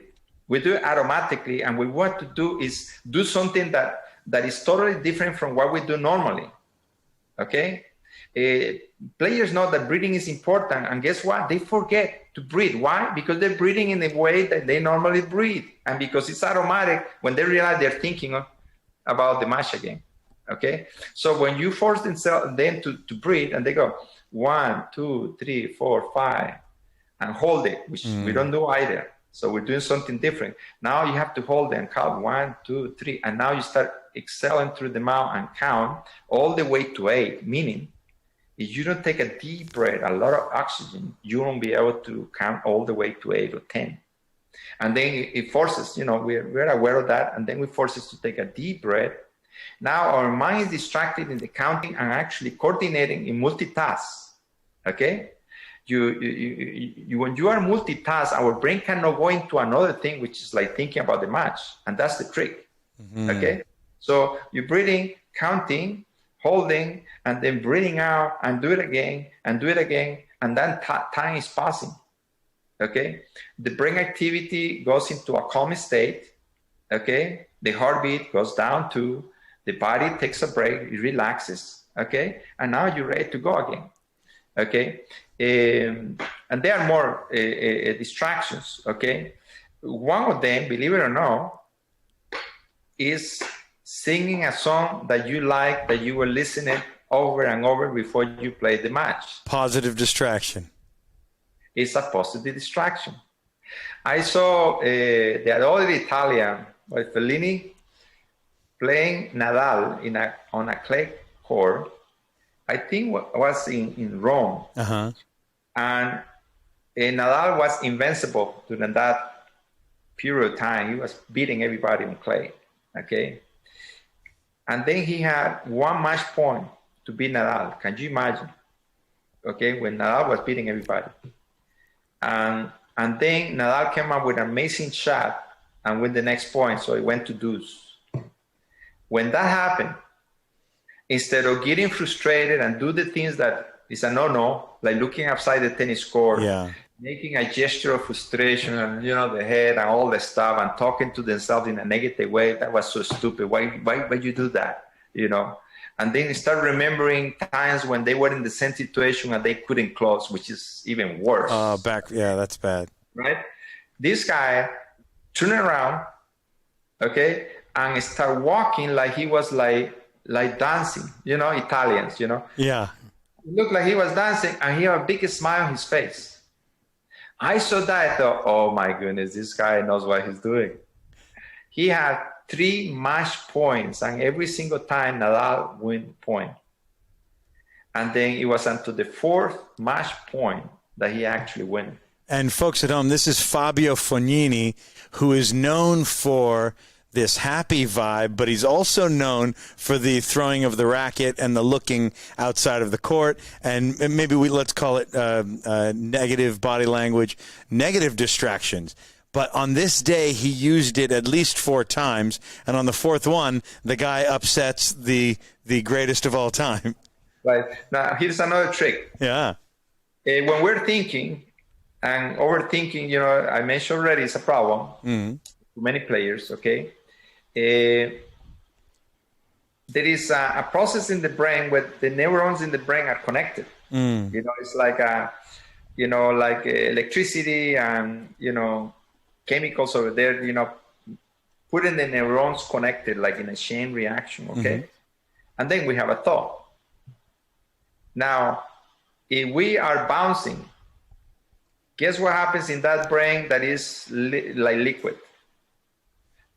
It's bouncing against the skull, right? Physical. Guess what happens to that synapses? That connection of the neurons to create a thought is interrupted. It's disrupting the thought. Right. How many players you see them bouncing and bouncing and bouncing before they play a point? How many times you have seen Nadal going into the court and he runs all over the place and the guy is about to toss the coin and he's bouncing and bouncing and bouncing? I saw him in Barcelona before he went to the tennis court, okay? Bouncing and bouncing and bouncing to the point that he was almost hitting the top of this, lid of... Like the sort of tunnel or doorway? Right? Yeah. And people wondering why he's bouncing so much. Because he had learned by doing that, he knows that doesn't have any thought about, I know I can beat this guy, I better than him, that kind of stuff that is extremely detrimental to having in mind, particularly moments before you play or during the match, So he knows that, and one of the reasons he runs all over the place and bounces and all the stuff is to delete that. And now look at this, using Nadal. What does he do in the changeovers with his bottles of water and the hydration? Well, Jorge, I want to make sure the label is out. I want to control everything I can control, no? He turns the label, all the bottles, in the position that he's going to be playing. Interesting. And people say that he's superstitious. Yeah. No, because when he's concentrating and playing there, so the label is here now and I turn it out, where is his mind? His mind is into that. And every time we occupy our eyes and our hands in doing something, our mind, in a very instinctive way, goes into a high level concentration. Look at Federer talking about this. Why Federer take the racket and turn it around before he returns serve? That's another high eye concentration, okay? That it distracts the mind from thinking about whatever strategy you have to play that point, because you want to be totally out of thinking before you play the point. Those seconds before you play the point, thoughts should be totally away from your mind. This is how you turn away from this 87% negative thoughts in a day, and you bring it, we totally turn it around. Right, and the pros have learned, I do that with my students, that we change that percentage and put it in the other direction. The great majority positive, only about 10% negative, and that is possible. Brilliant. With the use of the light and sound system and personalized audios and all that, you can change that equation. Yes. Look at how many pros do you see listening to something before they go to compete. Yeah, trying to get to the moment. Almost all, yeah. Yeah, I have a short video where I have Federer, which he doesn't do it. He doesn't do it in right there before he goes on the court. He's kind of discreet, so he take it up before he goes in public.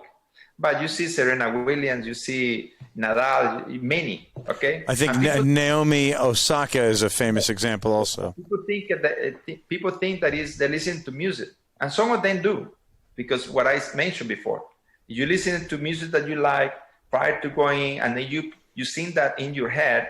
That is a very positive distraction, because music makes us feel good and relaxed. Okay, and that's positive distraction. That actually most of the time is from music. It's personalized audios with some specialized music designed specifically to have an impact on the brain. Okay, done by experts. Okay, with their own voice describing how they want to perform, using the right kind of language, okay, the right kind of frequency, and covering all kinds of details in such a way that they don't have to think about those things, because they are already there in that mind that controls 90% of performance and thinking and emotions. And Jorge, when you said in the right language, in the present tense. Yep, metaphors. They're listening to Dr. Valverde. That's what they're listening. And they're walking out there, and you're saying something positive about, you can do this, Rafa. You can do this. And is it really your voice, or is it their voice? No, the most powerful one, my student first is my voice, but then they get to a point where I teach them how to do these audios, starting with the scripting, everything in great detail. Let me tell you, sometimes it's pages of pages and pages. It's long, yeah. The technical, strategic, mental, every single stroke is patterns of a strategy. You know, what to do in this situation when the opponent is cheating, what to do when somebody returns every ball and retrieves every ball, they're really fast and the ball keeps coming back. Yeah. What to do when, somebody that is watching the match is clapping every time I make a mistake, things like that. Distractions, what I call critical situation. So they ahead of time have an answer for everything that can come, versus I hope it will not happen. And now it comes, and now I start to think, what should I do? That's the wrong approach. You need to be prepared ahead of time, be proactive, anticipating what challenge you might face, and then internalize it consciously and subconsciously. So that is the information that will pop into your system automatically without you have to think too much, and then you execute it because it's already programmed over there. Yes. Look at this. How many times do you remember seeing Michael Phelps, the swimmer, competing in the Olympics? Yes. What did he have? What did he have right before when he was in platform, ready to compete? The last thing he did, he took headphones, give it to a teammate. Yep. And people wonder, what he was doing. He's the guy that has won most of the many gold. He has the best record in gold medals. Amazing, right? Okay. People think it's music. If it were me music, I don't think he would be there. Without it, he wouldn't be there. Well, I work with the Special Olympics, so I learned about what the sports psychologists were doing with the Olympics. So that was one of the mental tools that they use. Okay. That's awesome. Jorge, we've got a couple of really great questions from a listener named Nick Smith. I want to get to the shorter one that's about a book in the third set. Later on, we'll get to that one. But, Craig, what's that longer, more sort of more poignant? Substantive? Yeah, big time. All right, so one of our listeners is, if you, Dr. Valverde, could work with any pro tennis player, past or present, who would it be, and what would you try to help them with? Well, one of the most important things that I mentioned is this thing about deprogramming the negative stuff that had been stored there, and then put the right kind of information. Look at this. The subconscious mind keeps a record of everything that we have experienced from the time we were little kids.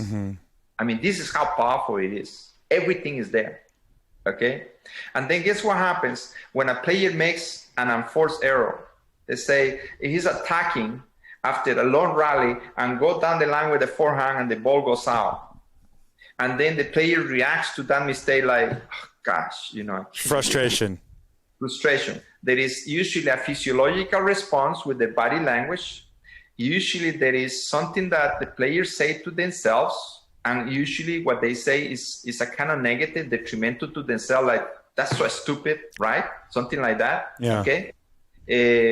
And then I hate my forehand, stuff like that. Or my forehand is not working today. That means 24 hours, which is a huge mistake, that kind of language, right?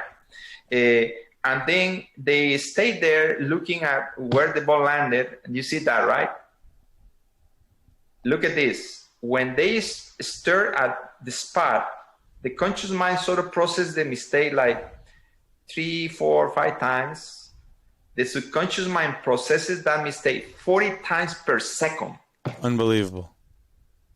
40 times per second. Oh. Based on all those experiences, okay? And no wonder why you see sometimes players making one mistake and after that, they go down big time.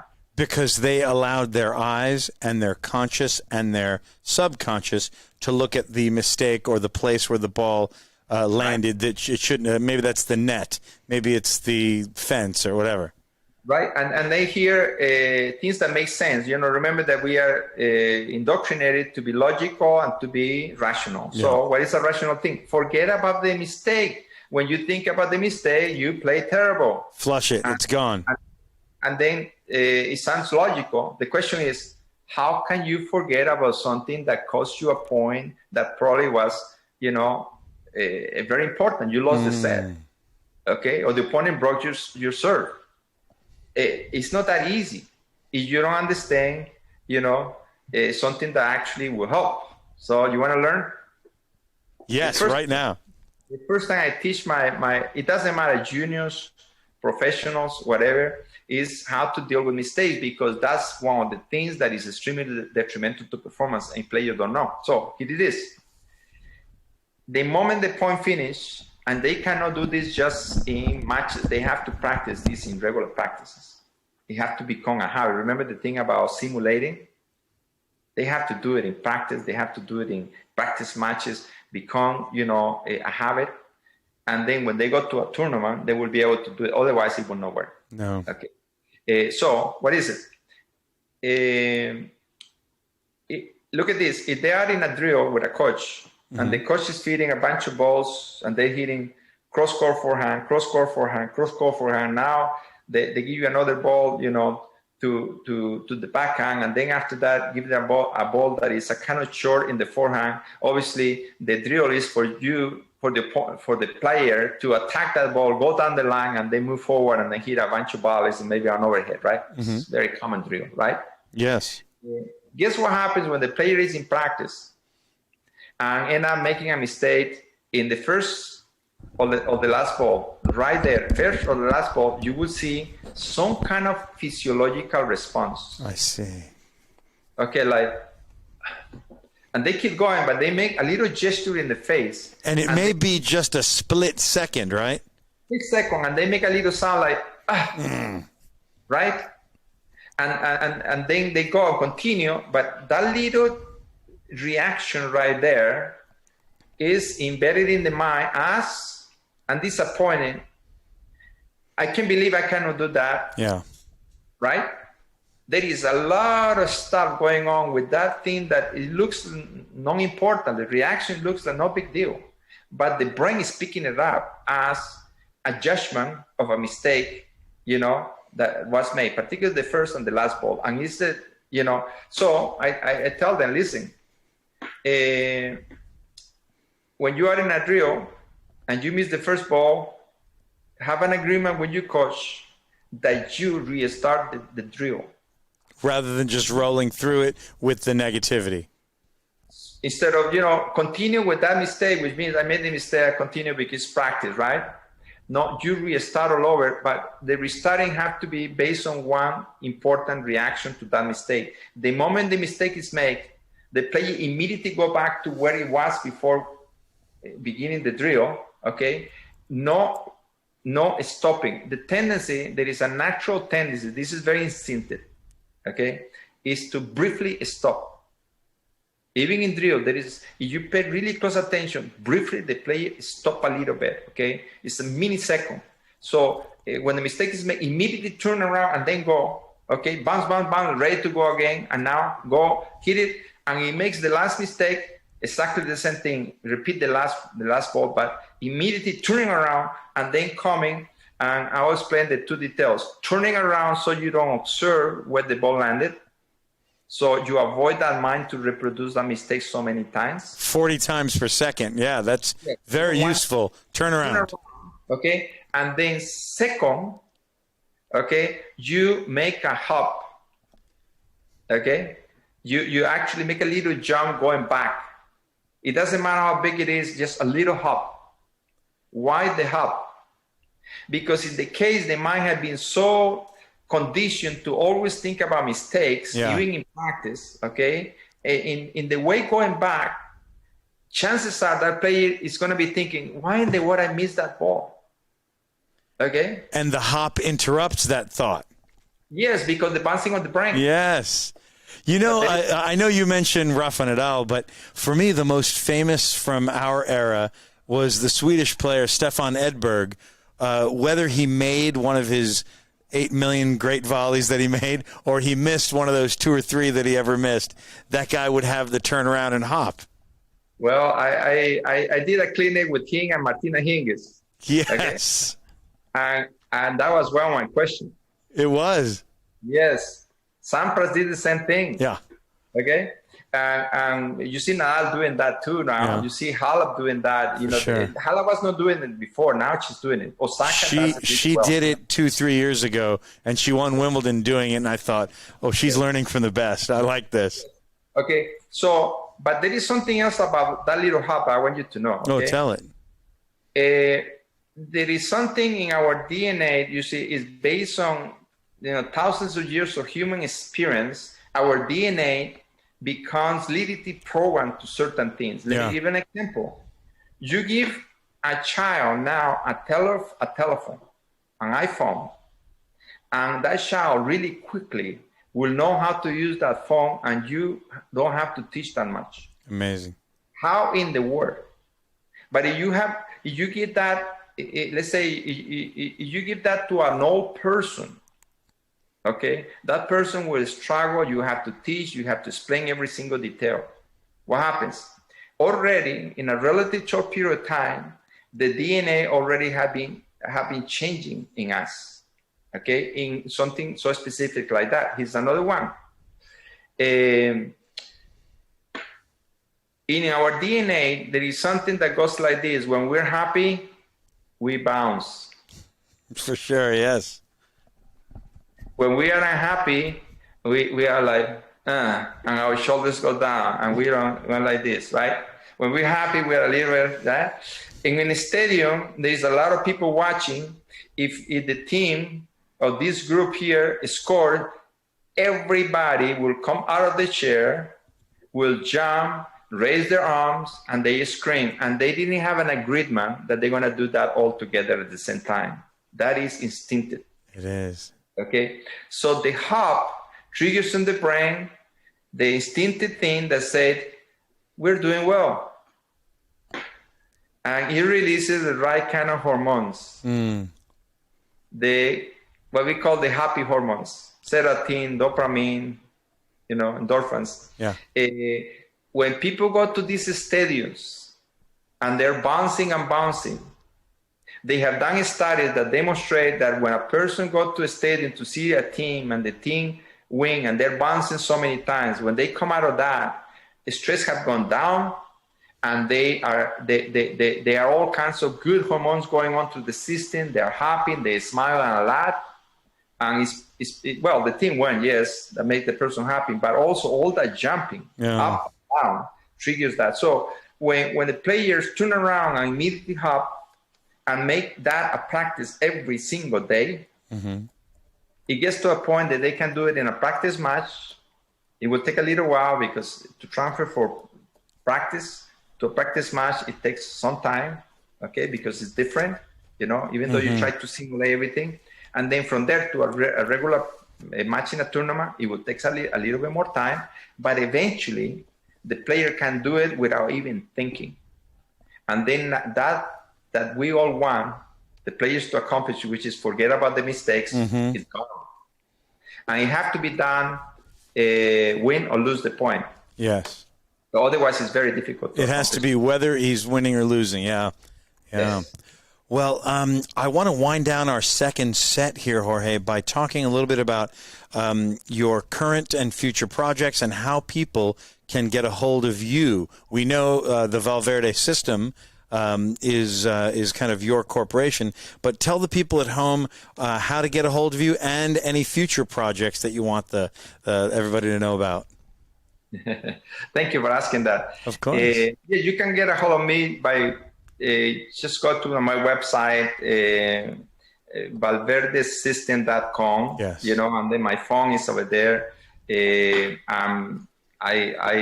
like to talk to people and teach people, before they even make a decision to get any of my programs. I want them to know what they're getting. Okay, because in my case, I'm a little bit crazy. I do things that many sports psychologists don't do. You know what I do? Unlimited consultations. Yes, you go deep. So, because I don't care, like the other day, one of my students sent me a text message on Friday evening. It was like 9:30, and I always answer in the text messages. And then she said, "Doc, can I talk to you tomorrow before my match?" And I say, "Sure," And then I say, "Just let me know." So because I can blow the time, I don't get distracted or anything else, right? Let me know when you wanted to call me. And she didn't answer. Okay, she probably was busy getting ready to go to sleep. And then I get up really early every day. So around 6 o'clock in the morning, a little bit before 6, she sent me a message. I want to talk to you at 6:30. So then we talk at 6:30. Good. Okay. So sometimes they are in a tournament, and they split sets, and the parents say, "No, this is mental." So before they split set, they text me and say, "Are you available?" I say, "Yes." Oh, incredible. So they call me, and then we talk, because, most of my colleagues, I would say 99%, they have 1 hour per week, they have to come to their office, things like that. In my case, no, I have players all over the world, and then I just work with them, by phone, FaceTime. Now we can do that anywhere. Oh, the technology is really there, yeah. Technology. Before, it was very difficult, So what was the other question? Oh, the other question was a future project you might have.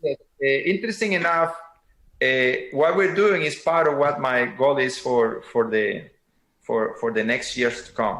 Okay, I want to start communicating what I have learned via these podcasts, Zoom presentations, things like that. Larger audience, huge audience. Larger audience, because before, the technology wasn't there. Now, we have the technology, and it's good to reach, people from all over the world. I'm really happy to work. We haven't talked about that with this player from Singapore, Sarah Pang.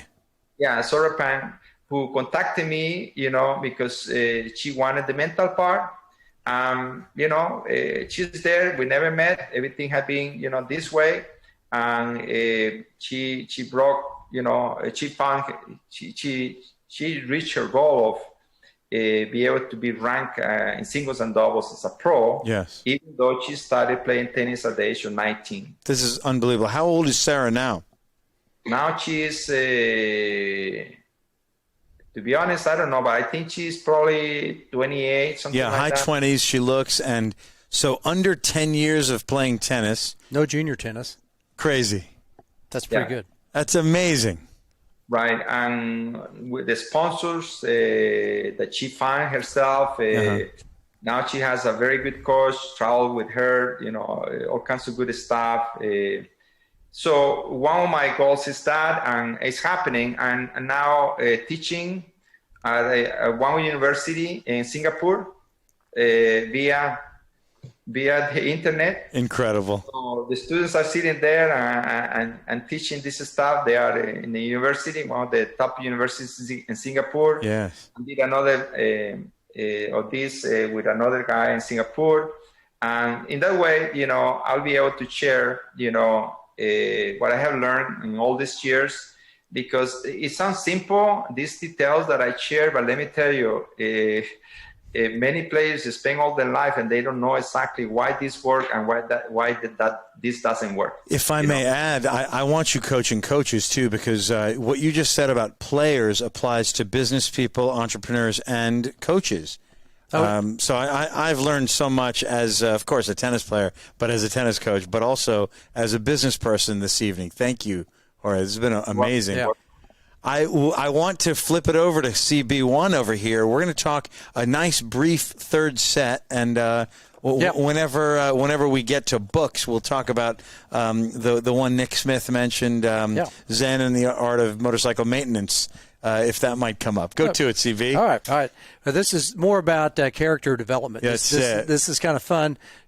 We had 2 great sets with Dr. Valverde. Now we get to know a little bit more about the man himself. Yes. All right. So what type of music do you like? Are you a hard rock and roller? Are you a disco guy, country and western? What do you like to listen to? I grew up dancing disco. Dancing disco. Okay. I even sometimes competed dancing disco. One time I win a little competition in a salon, something like that. Now my younger daughter, is a dancer. So I like disco because the tradition, but in terms of romantic music, I'm romantic and Latin, Yes. Salsa? I like Italian music, the romantic songs, from Italy. And then, besides that, I mentioned, one song that I like because it's striking me, memories of who made that movie. And it's the Rocky movie, the Eye of the Tiger. By Survivor, a brilliant song, This is somebody that have a dream, right? Work for it. Nobody pay attention to him, and finally he say, well, I'll do it myself. And I saw the movie, an amazing movie. And I like the song, so that pretty much, and also Latin music, like salsa. Yeah, I can see that. First one you mentioned, CV. Very good. Right. I figured that. What was your first paid job? My first paid job? Oh, that's a very, very good question. That's a good one. Right. Yes. It was working with a relative that have cows and horses. And then I asked him to give me a job. Okay, I was probably like maybe 9 years old because he has sugar cane, and I like sugar cane. Oh, the juice, right? Well, actually, they take the peel, and then he give it just to me. I was going home, Oh, chewing on it, just chewing right on it. And so I went, and my job was to pick up the droppings on the horses and the cows. Oh, what an amazing first job! And there is something funny. Okay, one time I finished. Everything is clean right now, and so I'm waiting for him to give me the sugar cane. And here I see a cow ready to go again. Okay? So instead of having to wait and then clean it, because I had to do that early in the morning before going to school, So I went and got a bucket and then put it underneath and hold it, And wait. I think that it was the hard part. I know it was the liquid part that came to my face. You got it right in the face. Oh, man. Oh, boy. First job, boy, that sounds like that's a good one. that sounds like Mike Rowe's dirty jobs. Yeah, Mike Rowe. Mike Rowe, yeah. dirty jobs right there with Dr. Valverde. Right. Favorite movie or TV show? What do you like to watch? Do you watch TV? Do you have time? Do you watch movies? I know you just said Rocky. I like Dancing with the Stars. American Had Talent. I like those programs because I was a singer when I was young. A singer? So Interesting. I love seeing people, performing and singing and stuff like that. Singing was very important in my life because I was a troublemaker, and somebody discovered that I was able to sing and asked me to sing in the choir. And then when I realized I was singing all over the country and even on TV and in front of a crowd of 6,000 kids, in 2 schools together with a microphone and stuff like that. And my self-esteem went up and up and up, when before that, my self-esteem was 0. Really? That's I can't imagine. Yeah, professional singer right here. Man, incredible. Didn't know that. Were you sing? What kind of songs were you singing, just out of curiosity at the time? At that time, I was singing the songs of an amazing singer from Spain called Joselito. Joselito. He had a very high pitch in his voice, very difficult and very beautiful. And then I happened to have a voice that was able to do that. And I inherited from my mom. She was an opera singer, and she was coaching me. She was teaching me. So I was able to hit the notes, and they were really difficult notes, very high. And that was what I was singing all the time, learn all the songs, and it was a very popular time at that time, that singer. So that's what I sang at that time. Yeah, very good. We didn't know he had that. Yeah, he's a multi-talented person. He really is. Besides being a doctor of psychology, he also can sing operatic, it sounds like. Yeah. Breakfast, lunch, or dinner? What's your favorite? Oh, that's a good one. I eat a lot of fruit. Oh, do you? I eat a lot of fruit. As a relaxing thing, because, with all the work that I do dealing with, issues and parents, I talk a lot to the parents because it's important what they do, what they say, things like that. So I need something to let go, all that is in my head, thinking about my students, the parents, there are sometimes serious problems, that take place. So I discovered that I like being, working with the ground, So in the back of my house, I have some land, and then I put a garden over there. So I put pineapples, I have mango trees, I have avocados, I have things for salads, I have tomatoes, I have sweet peppers, all kinds of stuff. And then I take care of that, and it's a lot of fun for me. I really enjoy it, knowing that it's organic, there is no pesticides, there is nothing. I'm very healthy oriented, so I eat a lot of fruit. I eat, mainly organic food. I stopped eating red meat like 45 years ago, so I eat red meat, only white meat, chicken organic, and then salmon. In terms of fish, or the one that is wild salmon, not farmed, not factory farmed, yeah. So what do you like to do in your spare time? Time off. What do you do? Besides singing and dancing and gardening. Spend time with my kids. I have 7. 7 kids. Yeah, so I go and visit with them, or the ones that are young right now. I spend time with them. One plays soccer, and so I grew up playing soccer. So I play soccer with him.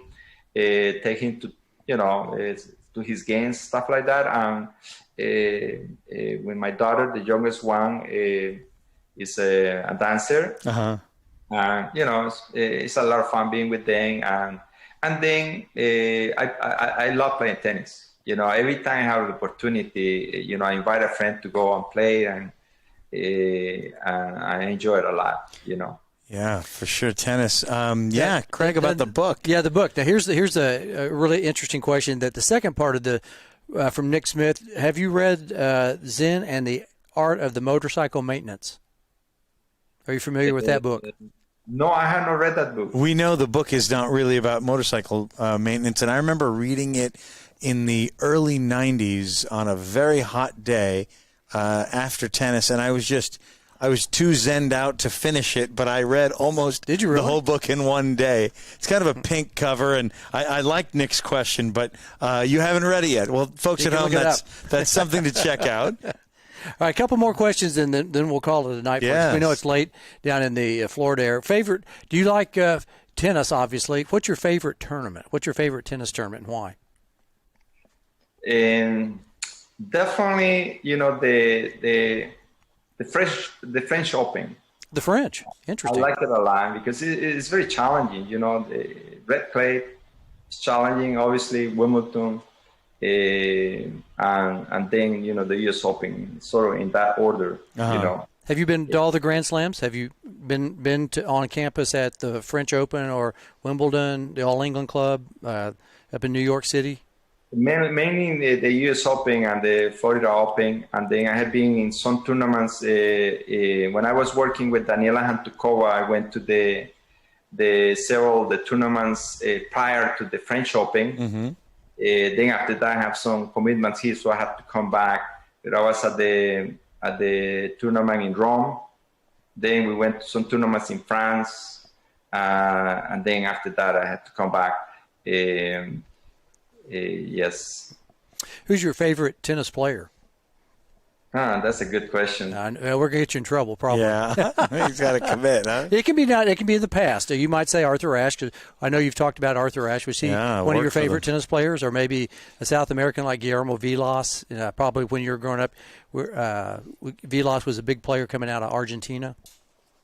Yeah. Overall, I like a lot Federer. Roger Federer. Yes, Roger Federer. I like him a lot in his personality. In part, also the fact that he is very committed to help. This organization that helps kids in Africa. Right. I like that. Big foundation he has. Yeah. Yeah, that foundation.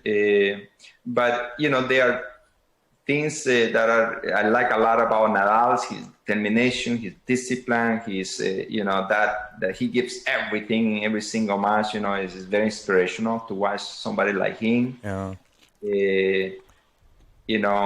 In the past, I like Pete Sampras. Because I talked to his coach when I was working with one of my students in California, and I knew that he worked really hard, even though at the beginning he was doing well as a junior, and then, even Agassi talks in his book about, he can't Pete Sampras to play again with beating him in the first round. Why he keeps showing up and he keeps working hard, because he have that mentality that it was not the results, is what am I doing, right? Process. And the process of improving, and suddenly he surprised everybody, right? When the U.S. Open. So I appreciate that kind of approach, and so I like him for that. Great answers. Yeah. I have to just bow to all three of those. Love them. Last two questions. Yes. Right. And I know you said you had kids. Did any of your kids play tennis? It'd be interesting to know, our viewers watching. Did any of your kids play tennis? Did you get them out competitive or recreational? The first one played tennis. The others too, but the first one played tennis. I got really involved. I was not yet, with the knowledge I have, I was just beginning to do my dissertation. And then in the first tournament, she was like 10 and she went to the finals. First tournament, she couldn't even keep the score because she was so new. And then I got extremely involved. I find the best coach for her. He was traveling an hour to teach her, and then like twice a week. And then I was writing notes and learning from him. And then I coached the other days. And then I signed her up for another tournament. Mm-hmm. And she told me she didn't want to play anymore. And that was it. I said, why? I want to play piano instead.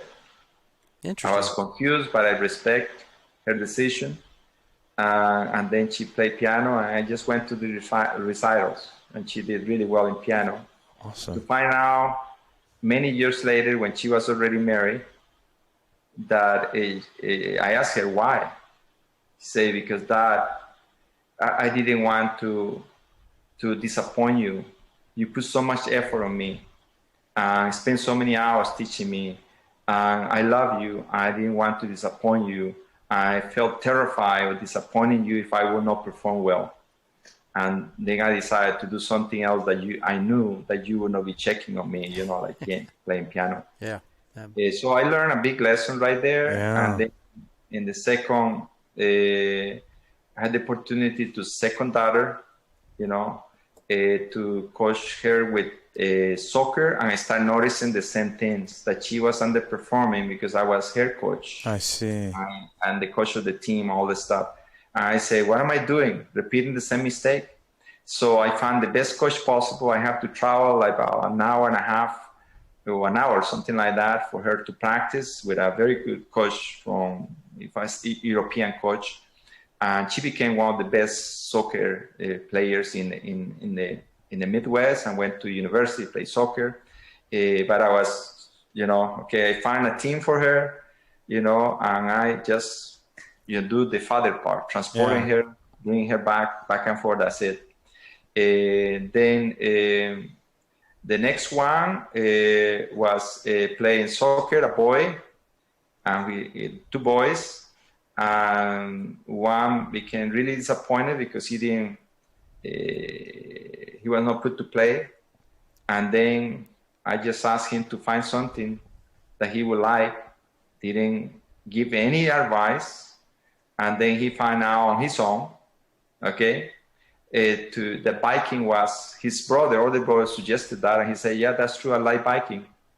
And he had been extremely successful in biking. He actually is a professional biker. Oh, no kidding. Incredible. Graduated with a master's degree, very successful in his job. Very proud of what he have accomplished. But the point is that I learned from the first one, and then I let him be. I just asked him, how things going, that's it. And even to the point that the beginning I went to his competitions, and then at one point I start, even not going to the competitions, let him just go by himself with his friends. And he have done really well. The older one,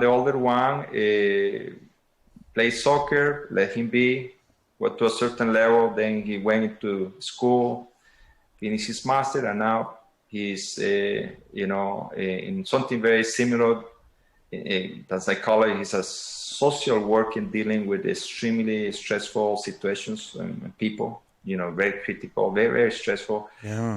Job, but he handles really well, so I'm really proud of him for that. But again, our tendency as parents sometimes is I know what is good for you, and we sort of try to enforce it. Mm-hmm.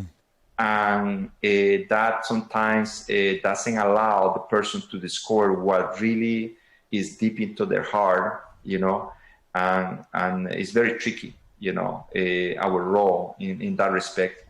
Then I continue, and then I have one that plays soccer. She became, at school, and she's an amazing writer. Mm-hmm. She works for a newspaper in Kansas.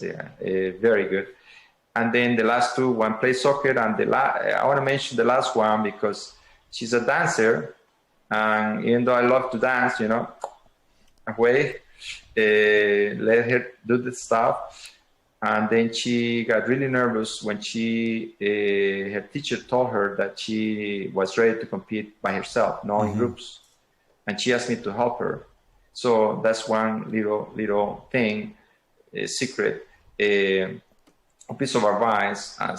When they ask questions, then we respond to them, we help them, but that's it. We don't go further. It's like, and they are not open the door for us to get extremely involved, okay? So yes, I say, she mentioned it. I hear you talking in the car when you're driving and you put speakers, the students telling me that they use the light and sound system with the personal audios, and she have a little bit of an idea what that is. And she say, they say that it helped them a lot, that they win a tournament, this and that and that. Can you do that for me? So about 2 months before her first event, national, then She did it. She used that every single day, at night before going to sleep, and then other audios that I did that she would use without, including one subliminal, and then went to the first national and she won it. Interesting. Wow. And Congrats. that is very difficult. Yeah. I send you a picture when she's dancing in the air. Yeah, please do. Ballet. I saw it actually. Yeah. Yeah. That was the ballet shot with in the ballet white. shot. Yes. Yes. Yeah. It's tricky, our role, As parents, I was going to ask you that question also too. Do you have to coach parents in addition of players that are very competitive on the world stage? Do you have to coach the parents as well offline? Say, look, here's what's going on. Do you offer advice to parents, or do you just let that go?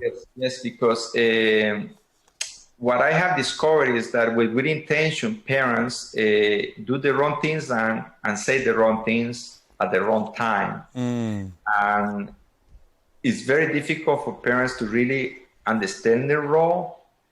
And they continue because they don't have another thing to do, so to speak. They don't have an alternative. So they continue what they think works.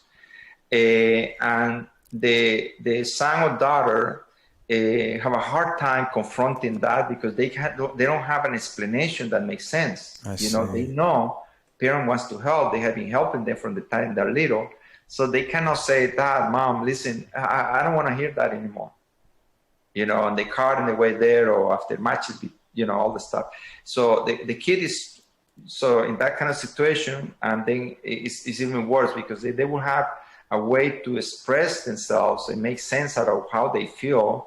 It might help, but sometimes they don't say anything. They just keep listening. Parents notice that they don't pay attention, but, eye contact is not there any longer. When they become teenagers, like 13 around there, that they start, sort of walking away when the parents are talking. So I talk a lot with parents. I have several articles about that. So they learn the role, and then when they learn the role and they do the right things, and the kid also learn, because it's two parts of the question. If the parent let go, but the player doesn't develop that character of a champion, meaning what? Discipline, even when nobody's watching, doing what needs to be done, and having an agenda, as I mentioned before, right. Then it will not work. So I have to work with both. One, to become independent and do it correctly, and the parent to step back so they actually can do that. As I mentioned to them metaphorically, you have a tree that is huge, okay, and is dropping fruit. The fruit that are right under the tree will not produce any little trees. Yeah, no seeds because it's covered by flesh. The sun is not coming through.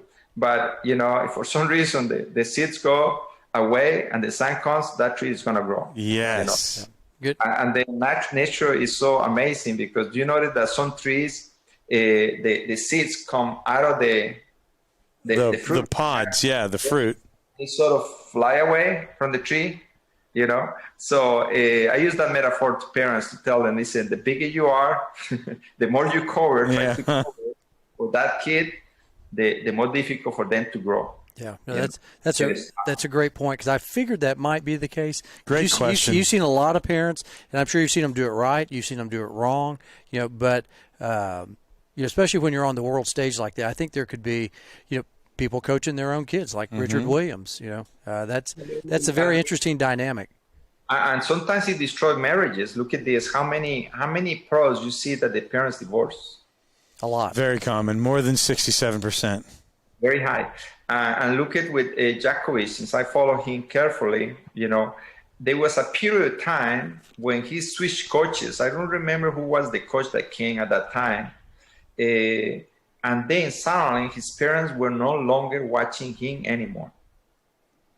Do you remember that when he was like 20 in the world, around there, every time he made a mistake, he looked at his parents and make these gestures and talk, in his language, looking at the box very often. But if you observe Federer, how many times have you seen Federer looking at his wife? Very little. I have not seen him once Yeah. during the match. Right. Obviously, after, when he Of finished, course. he looked at her, you know. Gives her a thumb up. So these are important details in regard to the development of players, you know. What is the role of parents? Yeah. Last question. I think this will be an interesting question because I don't think this is going to be because I know you're a deep thinker here. If you could wave the magic wand in the great game, tennis that is, and make a change or changes to the great game, what would you do? I'm glad you asked that question. I will organize tournaments where they will play more as teams. Okay, that is done a little better in the United States.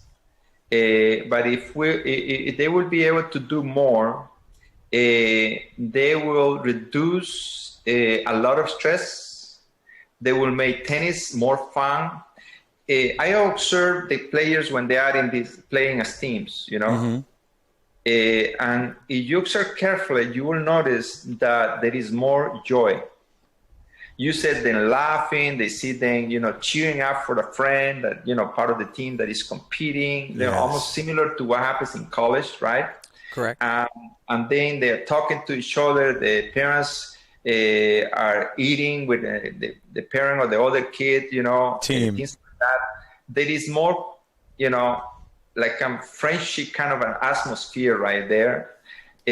So there will be more of that. We can neutralize a lot of the cheating because think about it. Imagine if I don't know my opponent, I don't have any relationship with the opponent. I don't care if I call the ball out in a big point. Yeah.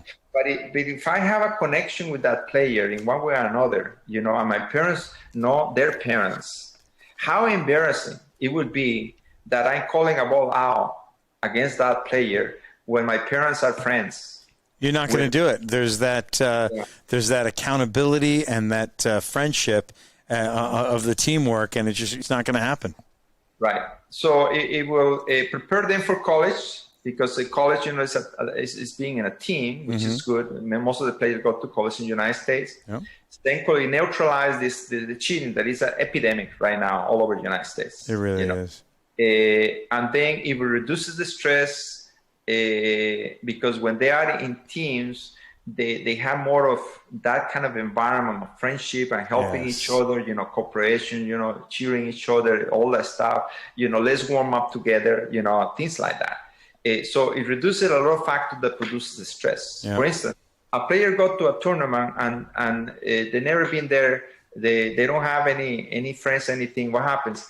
If they don't have a coach and the parent don't play tennis, they have to just hit against the wall, something like that. They don't have anybody to hit, you know. But in this kind of atmosphere, you know, naturally they go and practice, you know, before matches together. Yeah, there's something wonderful and primal about even, okay, we're going to go to the bathroom and walk there together, or I'm going to drop my sticks off for restringing. You want to go too. Like there's so much good that comes from that. Yes. That's probably why a lot of people have teams now. They have people with them, I guess, on the pro tour, where on if you're on the lower levels, it's almost a disservice at some point to have just by yourself. Mm-hmm. So. Yes. What a great final answer and a remarkable show and a wonderful guest you've been, Jorge. I mentioned that I learned from you as a tennis player, tennis coach, businessman, and all of a sudden now as a parent too. So thank you so much, Jorge. That was a blast. Oh, yeah. It's a pleasure. Guys, keep going doing this because, you know, you're a vehicle for people to receive information that otherwise they will have a hard time having access to this piece of information. Obviously, you know, there is much more to cover and much more. Oh, that was actually my next question. We got to do a part two with Jorge, and we got to do. I want to even. I think we should help him launch his podcast career one day. Yes, I'm sure he'd be very fascinated because what you said, I was just fascinated. I was sitting there.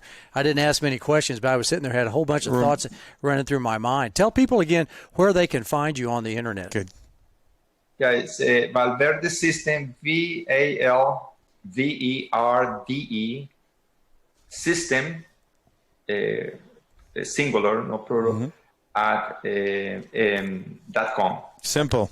ValverdeSystem.com. Yeah, because that way you can get in touch. I'm sure all the emails and phone numbers. And, Over there, I have my email, my phone number, my cellular phone, all that. And, anybody that wants to talk to me, just text me, say, I would like to talk to you. When can we talk? And then, a time when I'm available, and then we talk, can answer questions, no commitment to anything. I love to help parents and players to first understand matters, how things work.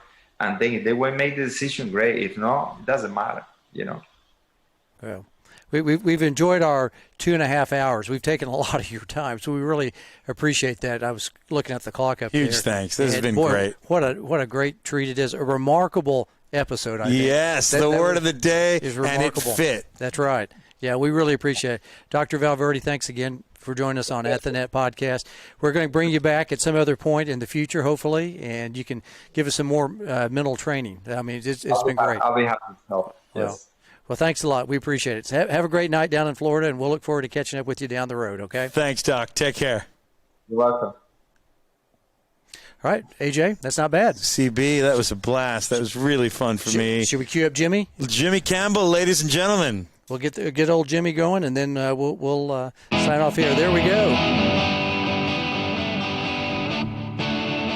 The great JC right there with our dismount right there. Thanks for listening to Season 1, Episode 65 of the remarkable At the Net podcast, right? Remarkable. Yep. Join us next week as we'll be talking with Kevin Kempen of Head Sports. Oh, that's a huge get. Great guest. Weber State alum. You think he'll wear a little purple? Yeah, he might. Also join us on Wednesday evenings also because we do tennis shorts, right? Tennis shorts this Wednesday night. We're going to talk topical. We'll talk a little improv where we get to riff a little bit off each other, off a random question, and off of your comments. So join us, IGTV if you're not watching it live, and Instagram Live if you're with us.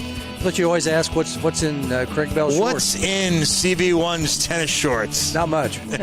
All I got to say. All right. Lastly, be sure to tell a friend or friends as we like your peeps. Hopefully they'll like us, right? They do. I think they do. So hit the like button, follow, subscribe, whatever. You know the thing. You do? That was my Biden impression. Oh. I'm working on it. My Joe Biden. I love that we get at least 4 years of that guy. I'm going to work on the mannerisms. You can be Sleepy Joe? Yeah. Well, that's the tennis news as it seems to us. Good night from